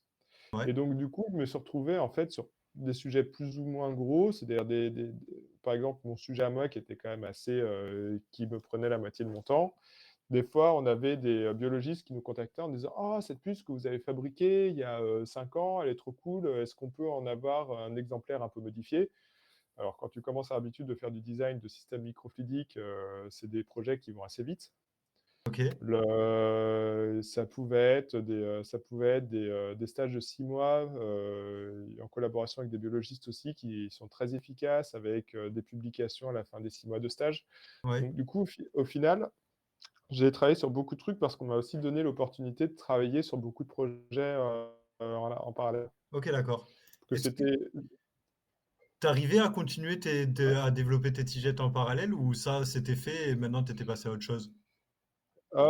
J'ai fait des tiroirs à cellules à cette époque. OK, Dans le sens où, c'était plus une idée on faisait de la culture de tissus. Donc c'est-à-dire, on récupérait en l'occurrence, c'est un projet qui fait toujours, beaucoup rire les gens quand j'explique. On faisait de la culture de testicules sur puce OK, et donc du coup, on récupérait en fait, des testicules humaines de gens qui n'en voulaient plus et on essayait de les cultiver, OK. et on essayait de les cultiver, le plus longtemps possible pour se dire: «Bah, si on arrive à les garder genre 1 ou 2 semaines, en culture, on peut faire du coup, de la biologie et des tests dessus» et du coup, il y avait un peu cette idée de prendre un espèce de tigelle géante, de mettre un petit bout de tubule, testiculaire dessus et d'une certaine manière, d'utiliser la tigelle pour le rentrer dans une puce microfluidique.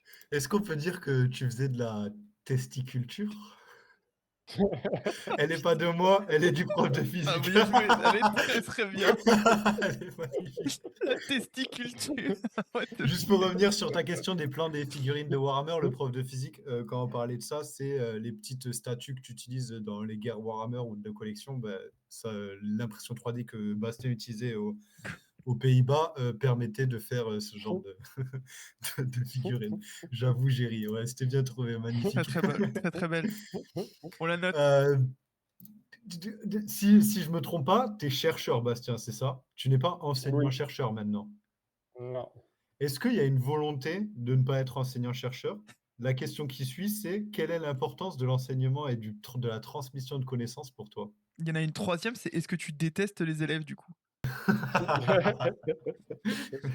Le, bah, d'une certaine manière, moi, ce qui me plaisait vraiment, c'était la recherche, et j'ai jamais été plus attiré que ça par l'enseignement de d'autres choses que ce que je recherche d'une certaine Ah manière. d'accord, OK, oui. Et je connaissais suffisamment de maîtres de conférences qui ont décidé de faire maître de conférences parce qu'ils voulaient continuer à faire de la recherche et que les places sont dures à obtenir et qui se sont dit: «Oh ben je vais quand même pouvoir faire de la recherche à moitié de mon Mmh. temps» Et en fait, au final, ils ont d'une certaine manière, si jamais tu y vas dans ce sens-là en disant: «Je prends un poste de maître de conf parce que j'aime la recherche, mais bon, bah, je devrais faire de l'enseignement, je ferai de l'enseignement». En général, c'est des gens qui sont pas les plus épanouis du monde. OK, d'accord. Ouais. Moi, ce que j'aimais avec le fait d'être, chargé de recherche, c'est que ça t'empêche pas de faire de l'enseignement, dans le sens où, on peut quand même te demander de faire de l'enseignement sur, plutôt, niveau master, sur les domaines sur lesquels tu fais de la recherche. Ah, malin. C'est-à-dire d'une certaine manière, ça a du sens. C'est-à-dire que quand tu commences à arriver vers un niveau master, que les cours que tu apprends, c'est des cours qui sont liés d'une certaine manière à ce qui se fait dans des laboratoires, dans de la recherche. D'une certaine manière, un chercheur CNRS, à condition qu'il soit capable de faire de la vulgarisation et qu'il aime quand même, enseigner de temps en temps, c'est un interlocuteur qui est cohérent. Et donc du Mmh. coup, je suis toujours content. Là, j'ai donné quelques cours, typiquement l'année dernière, quelques cours. J'avais donné 2 cours, à l'INSA, OK, ouais. en génie physique, une espèce d'ouverture vers, la microfluidique pour la biologie, les microsystèmes pour la biologie. Mmh. Mmh mh. J'ai donné des cours à une école d'été, microfluidique, où du coup je donnais les cours d'introduction sur la microfabrication et les organes sur puce. OK. J'aime, en fait, c'est important, je pense, de transmettre ce qu'on fait, au grand public. Et du coup, la partie, on va dire, plutôt alors vulgarisation, c'est pas un bon mot, disons que c'est un mot qui était beaucoup utilisé quand j'étais encore en thèse. Maintenant, ça va plutôt être de la médiation scientifique parce que Mmh. vulgarisation, c'est quand même, bah, connoté pas très joli, on va dire. Ouais, c'est vrai que Mais c'est mal dit, oui, c'est sûr, ouais. voilà. Le OK. prof de physique qui dit: «Ouais, les élèves, c'est le démon, après tout le monde peut pas être sévère». Et du coup, tu fais un peu d'enseignement, mais à petite dose, tant que ça empiète pas trop sur la recherche, ça va, ça te convient, c'est très bien. C'est ça, c'est ces petits à côté agréables, C'est on va le petit dire. bonus, on va dire. En plus, tu fais tes petites Mmh, recherches, de temps en temps, tu parles de ta recherche à des petits minots et c'est cool. Tu leur voilà. expliques et est-ce que tu leur expliques que tu fous les cheveux dans du PDFS pour leur dire ce que c'est le métier de chercheur? Je pense pour l'instant, j'ai pas encore fait. Joker. Voilà. Parce que je Ouais, sais pas, Mais ça peut en inspirer mais certains. j'avoue que c'est une anecdote que je ressors par contre assez régulièrement quand je discute par exemple avec des stagiaires ou des thésards dans le labo pour, leur dire que parfois en fait, faut pas avoir peur alors si jamais les directeurs de thèse sont sur la même longueur d'onde, qu'il faut pas avoir peur de lancer des projets parallèles de temps en temps parce Mmh. que des fois c'est ce qui fait c'est ce ouais, qui fait qu'à la fin ta thèse est, valorisée, valorisable. OK, ouais. Heu et d'une certaine manière, ce que j'avais pas dit sur la grande histoire de mes projets parallèles et de la thèse, c'est que quand même, les tigettes, je les ai utilisées ensuite dans mon projet principal. C'est-à-dire que Mmh. Ouais, j'ai eu besoin des tigettes pour faire des réactions séquentielles d'amplification d'ADN en puce. Et donc du coup, j'ai proposé les tigettes. Les tigettes sont revenus d'une certaine manière, pour ça. magnifique. Le D'ailleurs, si on lit la thèse, c'est d'ailleurs pour ça d'ailleurs que, vous avez pas eu toutes les infos, c'est que d'une certaine manière, dans la thèse, j'ai écrit seulement sur 2 tiers de ce que j'ai fait en thèse. C'est-à-dire Ah que la oui, microfluidique textile, n'y est pas, microfluidique textile n'y est pas et toute la partie sur les reins n'y est pas non plus parce que ça aurait fait une thèse qui avait ni queue ni tête. OK, ouais. Donc il y avait d'une certaine manière le projet de thèse principal, la compartimentalisation avec les fils de nylon et les tigettes.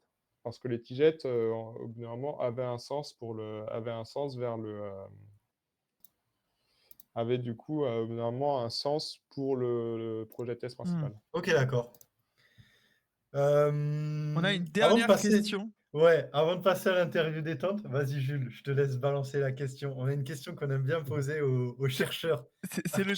C'est le chat qui nous l'a donné, cette question, elle est vraiment exceptionnelle. C'est, du coup, toi, en tant que chercheur maintenant, tu es amené à encadrer des doctorants, des stagiaires aussi, j'imagine.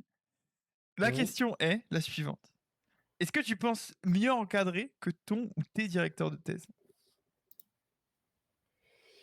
Je pense que j'ai gardé un peu la même philosophie d'encadrement.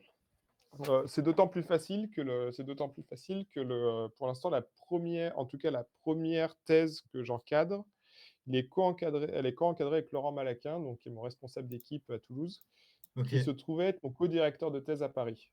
Alors pour la petite histoire, c'était mon co-directeur de thèse à Paris. Il est parti de Paris à peu près à la moitié de ma thèse pour, descendre à Toulouse Ouais. et du coup, après mon postdoc aux Pays-Bas, je me suis dit quand même ça a l'air hyper cool Toulouse, en plus je sais que cet homme il est vraiment bon, Mmh. je que, ça se passera forcément bien dans son équipe et du coup, je vais faire un postdoc, dans son équipe, où OK. j'ai ensuite été recruté.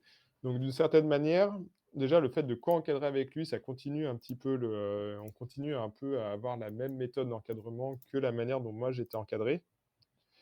Le, je dirais que la différence peut-être, c'est que mon directeur de thèse principal, avait quand même, beaucoup d'encadrement et donc du coup était peut-être pas le plus disponible du monde, était peut-être Mmh. pas le plus disponible du monde. Mais en même temps, il commençait, mais quand même assez régulièrement sur les entretiens d'embauche pour, des stages ou des, thèses, il disait: «Alors par contre, la règle numéro 1, c'est il faudra que tu sois indépendant parce qu'on a assez peu de temps. On fera des réunions de temps en temps, genre toutes les 3 semaines ou tous les mois. En revanche, la porte est ouverte si jamais tu vois si jamais tu as une question urgente, tu frappes, tu poses ta question et on répondra en vitesse, quoi». Mmh. OK. Et et je pense que j'ai gardé un peu la même méthode à ceci près que pour l'instant, j'ai plus de temps quand même que Jean-Louis, ce qui permet de faire des réunions hebdomadaires ou des réunions toutes les 2 semaines de manière à être un peu plus au Mmh. contact. Mmh. OK. Donc tu as encore le temps d'être un meilleur encadrant de thèse, Dans tous les cas, disons ne pas être obligé de choisir que ne pas être obligé de choisir que des étudiants de master ou des doctorants qui sont hyper indépendants, quoi. Mmh. OK. Voilà. OK. Bah, très Trop bien. bien. Très, très bien. Je pense que c'est la façon la moins embarrassée qu'on a eue jusqu'à maintenant de répondre à cette question. Ouais, c'est vrai. À chaque fois, ils étaient un peu en mode: Quand même, je vais pas les froisser,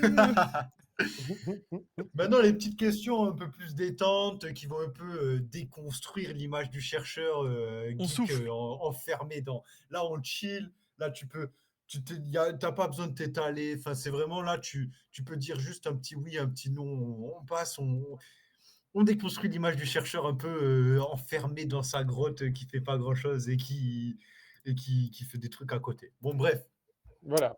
Tout ça petite pour première question déjà. On fait des stats sur une question qui revient très récurrente, de manière récurrente. C'est est-ce que toi, tu es plutôt thé ou café? Tu Tu es plutôt thé et dans ce ah! cas-là, combien de tasses de thé par jour tu t'enfiles? 1. Une seule? Par jour? 1 si on alors allez 2 parce qu'on va compter le gros bol le matin. OK. Mais sinon au labo, j'ai une tasse de thé vers, 16h30, 17h à peu près avec le goûter. Et café, jamais? Jamais de Jamais. café. Première fois qu'on a cette réponse jusqu'à Oh maintenant. là Tu seras là! dans le bas du classement, tout en bas, bien tout en bas. C'est une bonne chose du coup, parce qu'on Le a quelques le addictions café au café à côté. le café, c'est mon arme secrète le jour où on a une catastrophe planétaire, genre une invasion de zombies Toi aussi? et que, Genre, c'est le heu boost. et qu'il y aura besoin de, ne pas dormir pendant 3 jours pour survivre à la menace, Ah ouais, tu beh, seras pas du tout adapté. bah, non, mais non, justement, les gens qui boivent trop Ouais, de c'est café, ça, tu auras aucune résistance. Du coup, ça va marcher du feu du il Dieu et il leur faudra de la coke, quoi, il leur faudra de la pour un survivre café, un Red Bull en temps de guerre, là, c'est parti pour la semaine. alors que moi, bim, 2 cafés, à mon avis, je tiens les 3 jours, quoi. OK, d'accord. Et le café est sans doute plus simple à trouver en temps de en et dans un scénario post-apocalyptique que de la cocaïne. Il y a moyen, Ça se tient. même si en vrai, la cocaïne, tu peux le faire dans le jardin quand même. Ouais. Il suffit juste de la Ce plante de chimiste là, coca le chimiste et qui parle. un peu de kérosène. Gonna cook! We gonna cook, Lucas. Une autre question, qu'est-ce que tu écoutes quand tu es au labo? C'est quoi ta playlist au labo? En ce moment, c'est pas mal de métal quand même. OK, tu es un métalleux aussi, comme Olivia de la semaine dernière. Ouais, ouais, je suis quand même carrément un On métalleux. on va sûrement rebondir sur ce thème du métal, sur la question qui arrive.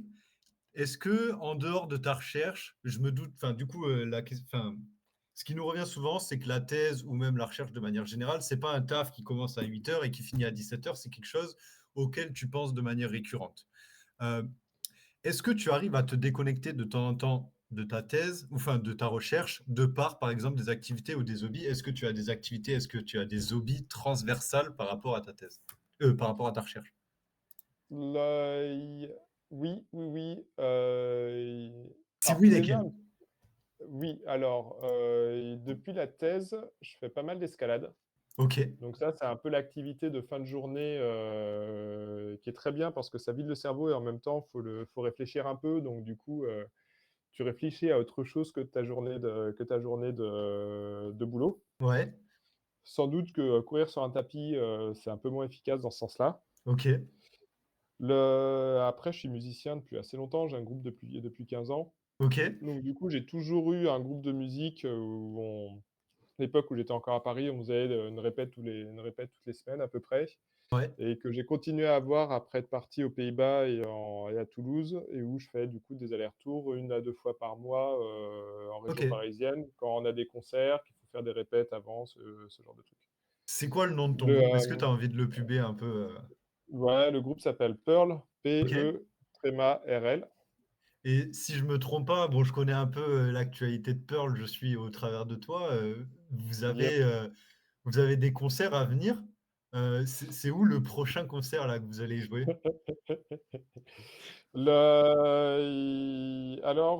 Le prochain concert sera au Hellfest.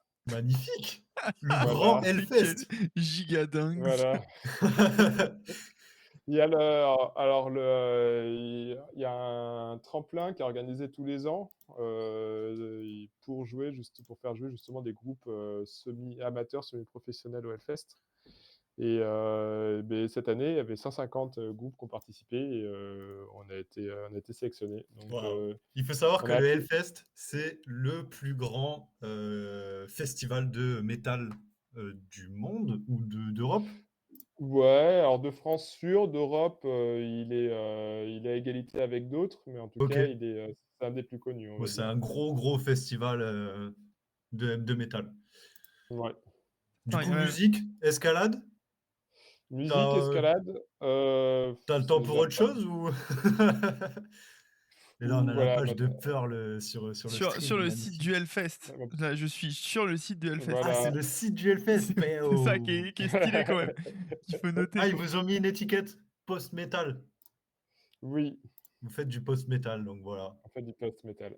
magnifique. Une étiquette qui À veut pas dire 10h30 grand-chose. là, samedi matin, pour se réveiller si jamais vous savez pas quoi Voilà. faire. Un peu de post-metal Un peu dès de le matin. post-pétade dans sa gueule. Ils ont oublié le très mal. Bim. Euh, Ouais, ouais, Ça laisse à disons désirer, hein. non, c'est qu'en fait, leur, police d'écriture officielle ne prend pas les accents. Ah, Ah, c'est chiant, nul. parce que là, tu tapes ça sur YouTube, tu tombes pas sur vos sons. Non, non, non, tu tombes sur des langages de programmation, Bah, entre autres. super. On a une autre question qu'on aime beaucoup poser. Enfin, en tout cas, Oui. moi, j'aime beaucoup la poser. Je sais pas toi, Jules. Vas-y, C'est mec. comment est-ce que tu décrirais ta curiosité? Hem, mais je pense que ça va avec cette question que je me sens plus ingénieur, inventeur que chercheur, dans le sens où, heu, je suis pas plus intéressé que ça par le fait de comprendre comment disons mon but principal n'est pas de comprendre comment fonctionne le monde. Ok, C'est vrai que c'est un peu l'image du chercheur, le chercheur qui va essayer de comprendre les mystères, de la matière noire, de l'infiniment petit, moi le ouais, il moi c'est vrai que d'une certaine manière, j'ai plus ce qui me fait vraiment triper, c'est un peu cette liberté de création que tu peux avoir ok. dans tout ce qui touche un peu le métier d'ingénierie, Une sorte de curiosité artistique, créative. et c'est vraiment le côté créatif, en fait, je pense, qui Ok, me qui me pousse dans ce métier et qui m'a fait dire à une époque que si j'avais pas de concours CNRS, je retrouverais pas cette même liberté de création si jamais je me trouvais un job dans une start-up ou dans une entreprise privée. OK, Ou d'une ouais. certaine manière, tu as des projets qui durent beaucoup plus longtemps. Tu vas pas réinventer le design du produit sur lequel tu travailles, tous les 6 mois. Et qui presque me faisait dire que, à un moment, avant d'avoir les résultats du dernier concours CNRS que j'ai passé et que j'ai effectivement, réussi, je me Ouais. disais: «Mais et en fait, qu'est-ce qui me ferait triper comme métier? Est-ce que finalement, l'important, c'est la recherche? Est-ce que l'important, c'est l'aspect créatif? Est-ce que finalement, si j'ai pas de recherche si j'ai pas de boulot dans le milieu académique, est-ce que je serais pas plus heureux juste à aller faire de la technique, lumière pour du théâtre et des concerts, Mmh. faire de la création d'ambiances lumineuses, sur, des festivals, ce genre de trucs?» OK. Donc, ça a vraiment été cette question-là que je me suis posée et en me posant la question du métier qui me ferait triper, je me suis rendu compte que c'est plus que la curiosité, c'est plutôt l'aspect, créativité qui me plaisait dans ce métier. OK, d'accord. OK. Bah, super Donc intéressant comme réponse. Magnifique. C'est curiosité, pour ça que j'adore cette libre question. libre, Alors d'une certaine manière? on on est toujours curieux, c'est-à-dire que d'une certaine manière, je suis quand même un scientifique, c'est-à-dire que il y a toujours ce moment où on fait une expérience et on voit le truc et on fait: «On comprend pas du tout pourquoi». Pour Et Why? et alors quand c'est de la bio, tu te dis, quand c'est de la bio, tu te dis: «Bon, bah, c'est la C'est bio la qui fait vie, c'est n'importe comme quoi, ça. c'est comme ça, quoi». Par contre, quand tu fais des trucs qui sont plutôt de la microfabrication, mais du coup, tu as envie de comprendre pourquoi, parce que tu sais que tu vas devoir aller chercher le phénomène chimique, le phénomène physique qui va Mmh. expliquer tel truc.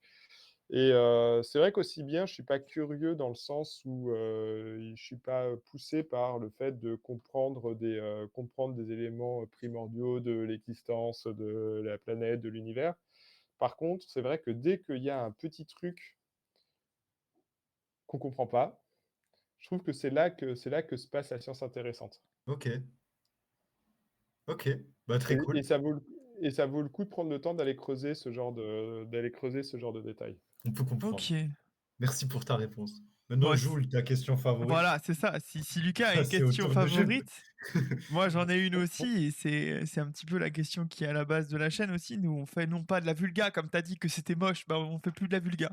On fait de la médiation On fait de scientifique, la pardon. médiation, voilà. Ouais. Mais, est-ce que toi, au quotidien, c'est quelque chose que tu consommes la médiation La médiation scientifique? scientifique. Est-ce que, tu parlais de l'enseignement un petit peu, mais vraiment ce côté média, sur YouTube, peut-être sur Twitch, je sais pas si tu as une chaîne Twitch en particulier en tête, par hasard? À part Mini Pico Science. Et beh, justement assez peu, tu vois? Je connais des scientifiques qui sont passionnés par les sciences. Typiquement, des gens qui vont se bouffer 1 ou 2 magazines, scientifiques, du type, Epsilon, Ah alors ouais. je sais plus lequel s'est cassé la gueule entre Science et Vie et Science et Avenir, mais on va dire le bon des Ouais, 2. les 2, ouais. Ouais, ouais. Et des gens vraiment qui, ils vont beau avoir bossé j'ai une amie, elle bosse sur des organoïdes en biologie, mais par contre elle est passionnée à côté de ça d'astronomie. Mmh. Elle est hyper calée sur énormément de domaines et d'actualités, scientifiques. OK. Le, hem, Moi, j'ai presque envie de dire d'une certaine manière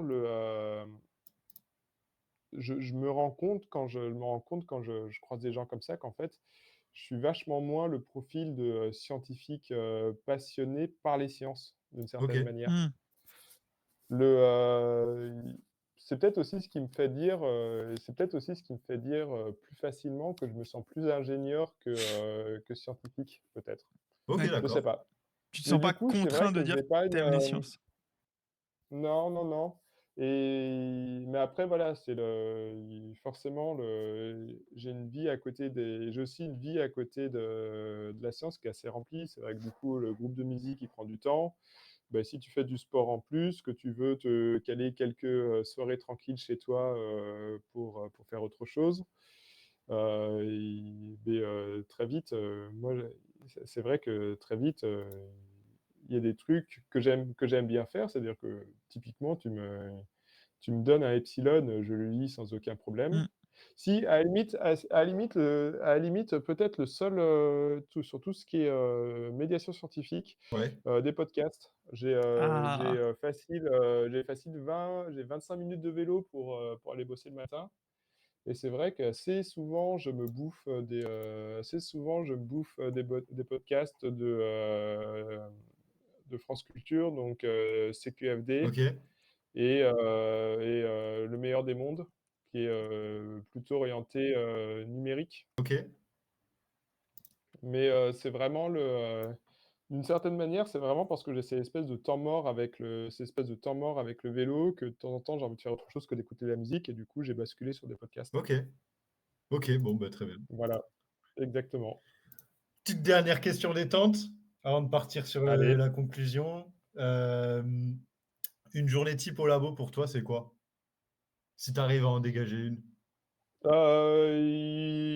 déjà, j'ai du mal à arriver tôt le matin, OK, donc donc gros dormeur.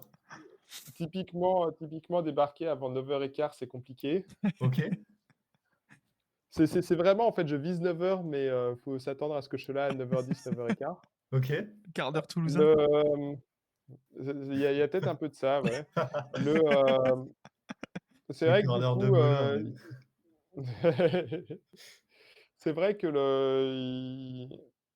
le matin est assez efficace, donc matin, c'est souvent des c'est il y a on a assez souvent des réunions, regarder des mails, commencer des manips, genre des impressions 3D, des trucs comme ça.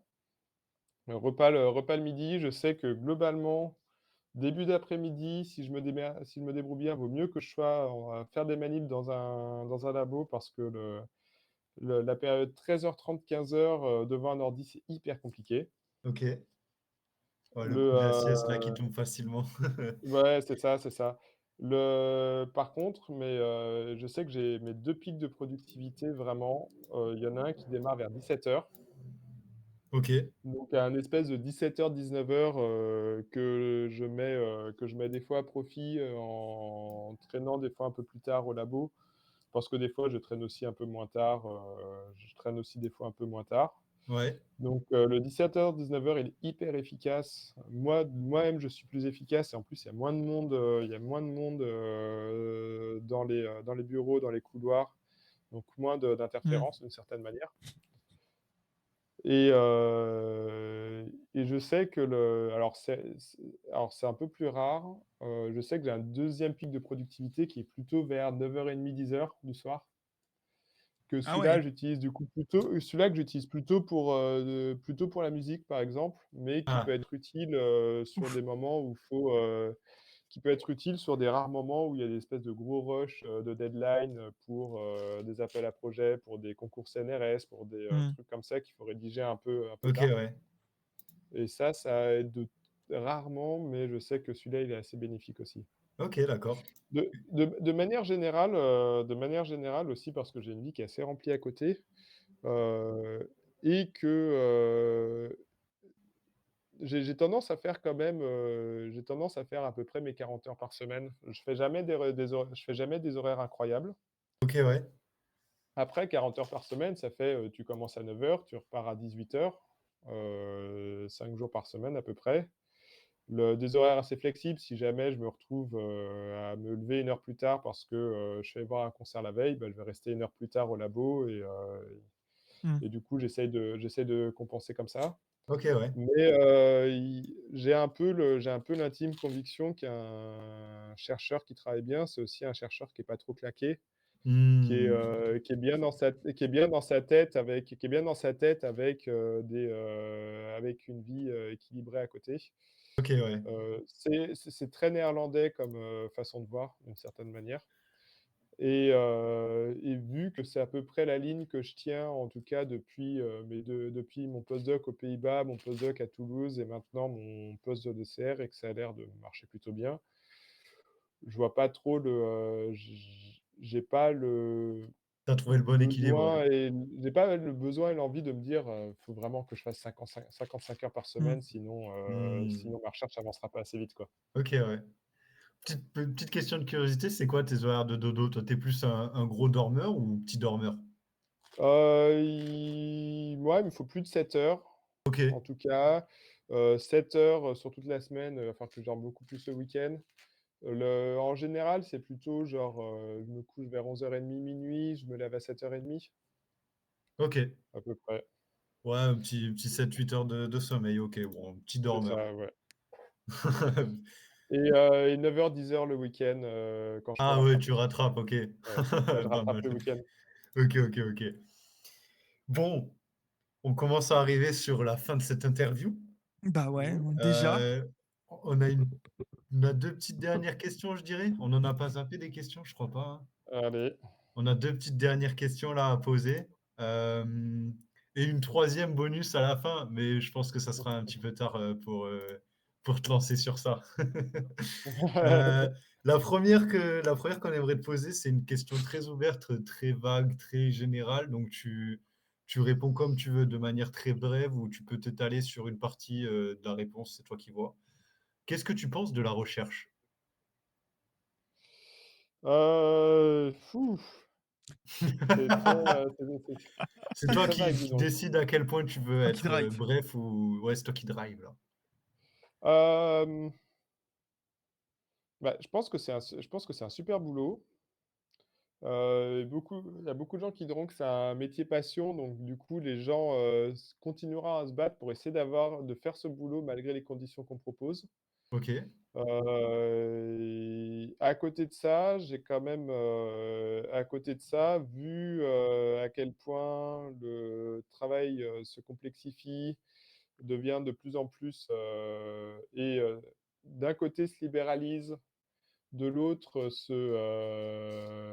de l'autre devient de moins en moins, scientifique, en tout cas pour les permanents dans les labos. ouais. Je suis assez Tu parles de tout le côté curieux de voir dans quel administratif, sens quand ça tu dis va ça, c'est aller. ça?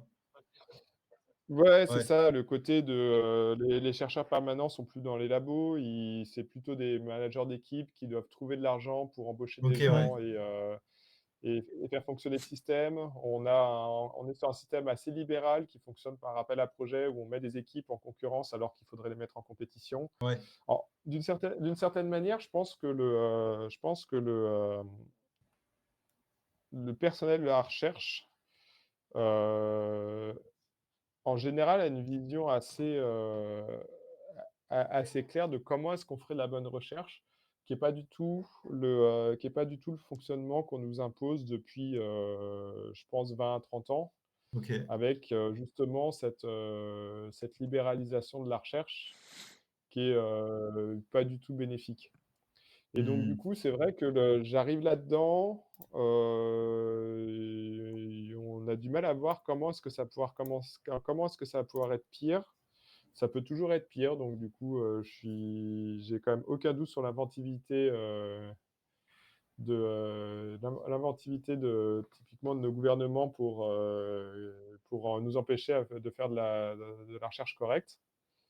Et en même temps, il y a une espèce de prise de conscience, j'ai l'impression, dans les laboratoires que c'est pas la bonne manière de faire de la science et je suis assez curieux de voir où est-ce que ça va aller et à quel point la tendance peut s'inverser ou pas.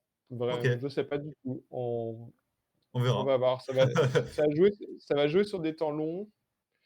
Mes propres valeurs sont pas alignées avec la manière dont on nous demande de faire de la science, OK.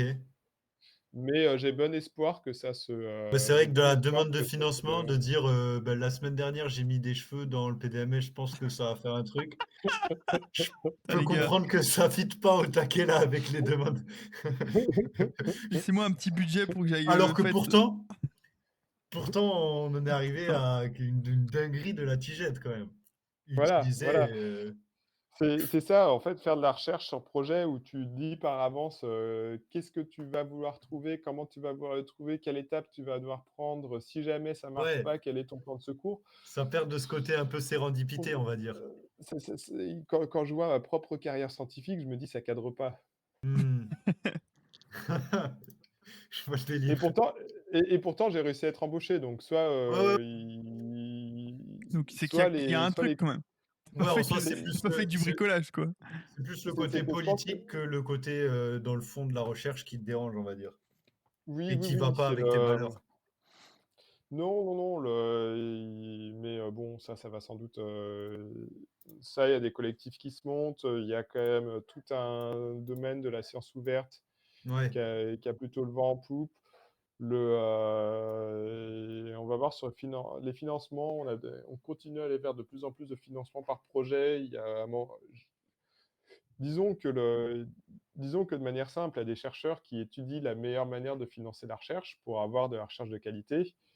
Toutes les études qui sortent montrent que le financement sur projet est une assez mauvaise manière d'obtenir de la recherche de qualité. Donc, Mmh. peut-être qu'un jour, parce qu'on aura un gouvernement qui écoutera le discours scientifique, peut-être qu'ils décideront de la même manière de changer la manière dont on finance la recherche et la manière dont on fait fonctionner la recherche publique en France. Mais, OK. Ça, seul l'avenir nous le dira, on n'a qu'à dire ça comme voilà. ça. En parlant d'avenir, on va venir sur cette dernière question, pareil, tu t'exprimes comme tu le souhaites. Hem, Qu'est-ce que tu dirais à un jeune lycéen, lycéenne, voire même étudiant à la fac, qui voudrait faire des sciences, voire faire, des études longues telles qu'un doctorat? Est-ce que tu as un message à leur faire passer ou juste, foncez ou n'y allez pas, fuyez? Non, bah, je pense que le 1 message, c'est qu'il faut à un moment se confronter quand même ce qu'on imagine avec la réalité. OK, Donc quand même assez vite aller voir à quoi ça ressemble un laboratoire, à quoi ça ressemble le métier de chercheur, ouais. histoire d'être sûr vraiment de ce qu'on imagine. C'est le Mmh. D'une certaine manière, tu vois, mon parcours était quand même assez tortueux. Et c'est peut-être aussi parce que j'ai jamais vraiment, pris le temps de, chercher, de me renseigner sur qu'est-ce que je voulais faire plus tard. OK, Mais sinon, non, je déconseillerais pas du tout, le doctorat. Je mettrais peut-être un petit avertissement sur, des domaines particuliers, par exemple, le doctorat en biologie où, on ne sait pas trop pourquoi, mais dans le domaine de la biologie, il y a une espèce de culture du travail qui est assez, intéressante, on va dire. Je confirme qu'elle est très dans quel intéressante. sens? Enfin, sauf si tu veux pas Heu, t'étaler sur le sujet, tu te non, mais réserveras le droit de dire non. en général, j'ai l'impression que les doctorants, en tout cas dans les sciences dures, que les doctorants en biologie sont quand même des doctorants qui font un volume horaire assez hallucinant, avec, des conditions d'encadrement qui sont, j'ai l'impression, moins bonnes que ce qu'on peut connaître dans les sciences de l'ingénierie. Mmh. Et je pense que d'une espèce de culture, on parle de culture d'entreprise pour des entreprises, mais je pense qu'il y a une espèce de culture particulière au travail dans le domaine de la biologie, avec peut-être, un certain nombre de permanents qui ont souffert pendant leur thèse, où on leur a dit: «Si tu souffres pas pendant ta thèse, c'est pas Mmh. une vraie thèse». Ah Et ouais. qui du coup ont assimilé ce genre de fonctionnement et qui, vont dire à leurs étudiants: «Bah, si jamais tu morfles pas pendant ta thèse, c'est que c'est pas une vraie Mmh. thèse et du coup tu la Ah mérites pas, ouais. quoi». Ah ouais, OK, Alors ouais. là, je caricature un peu, Oui, non, mais en vrai, il y a quelque chose j'ai l'impression qu'il y a quelque chose de plus toxique dans la culture du doctorat en biologie que ce que j'ai pu voir dans d'autres domaines. Après ça dépend peut-être, des lieux, ça dépend peut-être des géographiquement, il y aura peut-être que dans d'autres endroits c'est différent, mais, je mettrais un Mmh. avertissement sur la biologie en général. OK, Si, il y OK. a Ariama dans le chat qui dit effectivement, c'est la culture cellulaire et je me permets de faire un petit Mmh, complément. mmh, C'est mmh. peut-être aussi, l'organisation du travail qui peut-être poussée à l'extrême dans certains cas à mener à des situations comme ça. Parce C'est que le contrairement à de la physique ou de la chimie par exemple, où vous choisissez quand faire vos manips, la biologie est une fois qu'une manip est lancée, des fois on est très dépendant de je comment ça suis se passe, quoi. Je suis pas d'accord, dans le sens où il y a énormément d'entreprises privées qui font de la bio, où les gens ont leurs 35-40 heures par semaine si tu as besoin de lancer une manip ou tu dois t'occuper d'animaux, 7 jours sur 7, ou de culture cellulaire 7 jours sur 7, et ben dans ces cas-là, ils embauchent suffisamment de gens pour Mmh. que dans une semaine, les gens, ils travaillent 40 heures et pas plus. OK. Ils embauchent des Heu, thésards du coup, qui Bah, eux travaillent 60 heures. stagiaire. mais mais d'une certaine manière, si tu pars du principe que, alors la thèse, c'est cette espèce de truc étrange qui à la fois est un diplôme universitaire et un métier, Ouais, salarié. Si tu le vois plutôt comme un métier salarié, tu devrais dire: beh, dans ces cas-là, très bien, j'ai une manip de 12 heures parce que j'ai besoin de lancer, des Bactos, et de faire 12 heures de manip. Heu, très bien, je vais faire mes 12 heures. Par contre, je récupère sur la journée d'après, sur Mmh. la semaine suivante, de manière à mmh, ce que, mon temps de travail total ne soit pas, supérieur à ce que ferait même si tu compares à la moyenne des thésards. ouais, Ouais. Et en fait, d'une certaine manière, ce qu'apporte, le fait d'avoir du coup des manips très longues qui s'étalent sur des grandes journées, d'être obligé de revenir le week-end pour, s'occuper de tes cellules, pour moi, ça fait sauter 2 verrous. Le premier verrou, c'est, beh, de ne pas être au labo passé une certaine heure. Mmh. Typiquement, tu peux voir que chez nous au LAS, bah, passé 19 heures, tu as plus personne. ouais, Donc à partir du moment où tu débloques ce verrou de, beh, je dois venir travailler jusqu'à 22 heures, bah, tu auras peut-être tendance à venir travailler jusqu'à 22 heures pour des raisons qui ne sont pas obligatoires.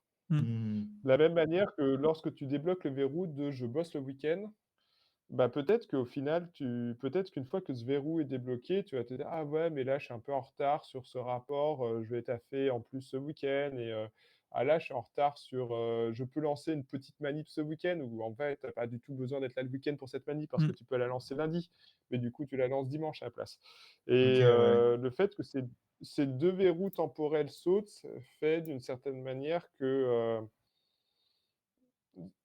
ces verrous qui sautent plus la culture, du travail qui est, beaucoup plus, intensive, fait que d'une certaine manière, il y a plus de limites. Mmh. Il y a beaucoup moins de limites imposées, qui peuvent expliquer ces dérives. OK, Donc oui, la culture cellulaire, oui, je comprends, mais dans beaucoup d'autres organisations, ça serait pas une excuse pour ce qui se passe. ouais, OK, je comprends. Voilà. Bah, Merci de ta réponse, c'était un beau c'est des complément. magnifiques réponses. Moi, j'ai plus de questions. Je pense Jules, que, est-ce que tu as des questions? je suis au bout dans On est tout. au bout? On est au bout des questions? En Vous soi, êtes en au vrai, bout. on aurait pu s'attarder sur plein Plus d'autres sur sujets, 1000 trucs, mais peut-être qu'on a déjà parlé de ça avec, Olivia et avec d'autres, doctorants même juste avant, peut-être qu'il y aura une version 2.0, de Bastien dans Oui. une nouvelle Bastien dans tigette, 10 ans. une nouvelle Bah, découverte, bah, si ja vas-y. au début, quand j'ai vu que vos interviews duraient 2 heures, je me suis dit: «Oh là là, mais qu'est-ce qu'on va raconter pendant 2 heures?» et en fait, ça Et marche alors? super bien. C'est cool. Tu et Et tu vu, en soi, est-ce qu'on n'en rajouterait pas 1 heure là? allez, c'est parti! Genre, il y aurait la place là pour une petite heure en plus. Non, mais en tout cas, merci énormément Bastien. Ouais, Ah, il a enlevé le micro, puis il tu le casque quand on a dit ça ou pas? Je Oui. disais merci énormément Bastien, pour ton temps, pour tes réponses, pour ta bonne humeur, ta diversité, enfin, pour toi. merci Le toi. chat, si jamais vous avez des questions, c'est maintenant. Là, il vous reste quoi? Genre, 2-3, 1 minute, même pas, genre, je sais C'est pas, chaud genre, là, hein. vite, vite, vite! GG, il y a GG, il y a Hariyama qui dit GG, bravo à toi Bastien, bravo à nous, Voilà. bravo au stream, Ouais, c'était magnifique, moi j'ai passé une très bonne soirée. bah, Merci moi de énormément même. Bastien. Merci au C'était chat qui a réagi. Merci au prof de physique qui allait se coucher un peu plus tôt. Hariyama, à la femme du prof Mer de physique qui aurait détesté, tes figures. qui aurait détesté Bastien. Big up. Merci à tous les viewers silencieux, les viewers de l'ombre qui parlent pas dans le chat, mais qui sont là pour écouter Bastien et nos Et interviews. et ceux qui regarderont le replay, Et merci Oui, énormément des aux gros bisous. youtubeurs, à ceux qui sont sur YouTube et qui regardent le replay. Et n'hésitez pas, ceux qui regardent, par pitié, faites-nous enfin, en fait, personne va écouter cette partie, c'est la fin, on dit merci, on skip une Tout autre le monde est vidéo, déjà mais parti, tout le monde déjà fermé, mec, là, c'est ciao, mais genre, ils sont n'hésitez pas si vous avez enfin. des retours sur la comment est-ce qu'on conduit nos interviews, comment est-ce que la DA est moche? Oui, bon, ça, il y a pas besoin de le mettre, par exemple. Non, Mais la DA, on va avoir un live spécial pour la DA, d'ailleurs. ah ouais? Ouais, avec l'artiste là. Ah putain, ouais, Non? d'accord. Il Peut-être, je faudrait sais pas. l'inviter, mec. Ouais, Ouais, ça c'est une marche. idée, c'est une idée, c'est C'est une une idée. idée, c'est une idée. Mais en tout cas, En voilà, vrai, n'hésitez pas si vous avez des retours sur les interviews, sur la façon dont on les conduit, sur des sujets que vous aimeriez bien qu'on traite, on peut aller chercher des chercheurs, qui sont un petit peu dans ce domaine, des trucs un peu du genre. Donc n'hésitez surtout pas, que ça soit, sur Insta, que ça soit sur YouTube, que ça soit sur Twitch, dans le chat. Et oui, c'était à moitié un leak parce que j'étais pas au courant non plus. Donc Lucas, il fait des bails dans son coin. ouais, leak, non, mais c'est des idées là, on balance. Là, on est On en lance, on comité lance. intime. Tout le monde a fermé le stream quand on a dit c'est fini. Genre, C'est là, ça. c'est. De toute façon, on est Là, entre nous, là. il y a que les vrais C'est qui la restent. famille, c'est la famille. La famille. Bon, bref. Bon, Merci à YouTube, merci à Twitch d'avoir suivi cette émission. Merci à Bastien énormément d'avoir été là et de nous avoir consacré de son temps. C'était Mehdi Picoscience. On se retrouve mardi prochain, si je dis Tout se pas de passe bien. bêtises. Restez connectés sur les réseaux si vous voulez les teasers. Sinon, même heure, 20h30 sur la chaîne Mehdi Picoscience avec un nouvel invité. Ciao! Ciao! Ciao!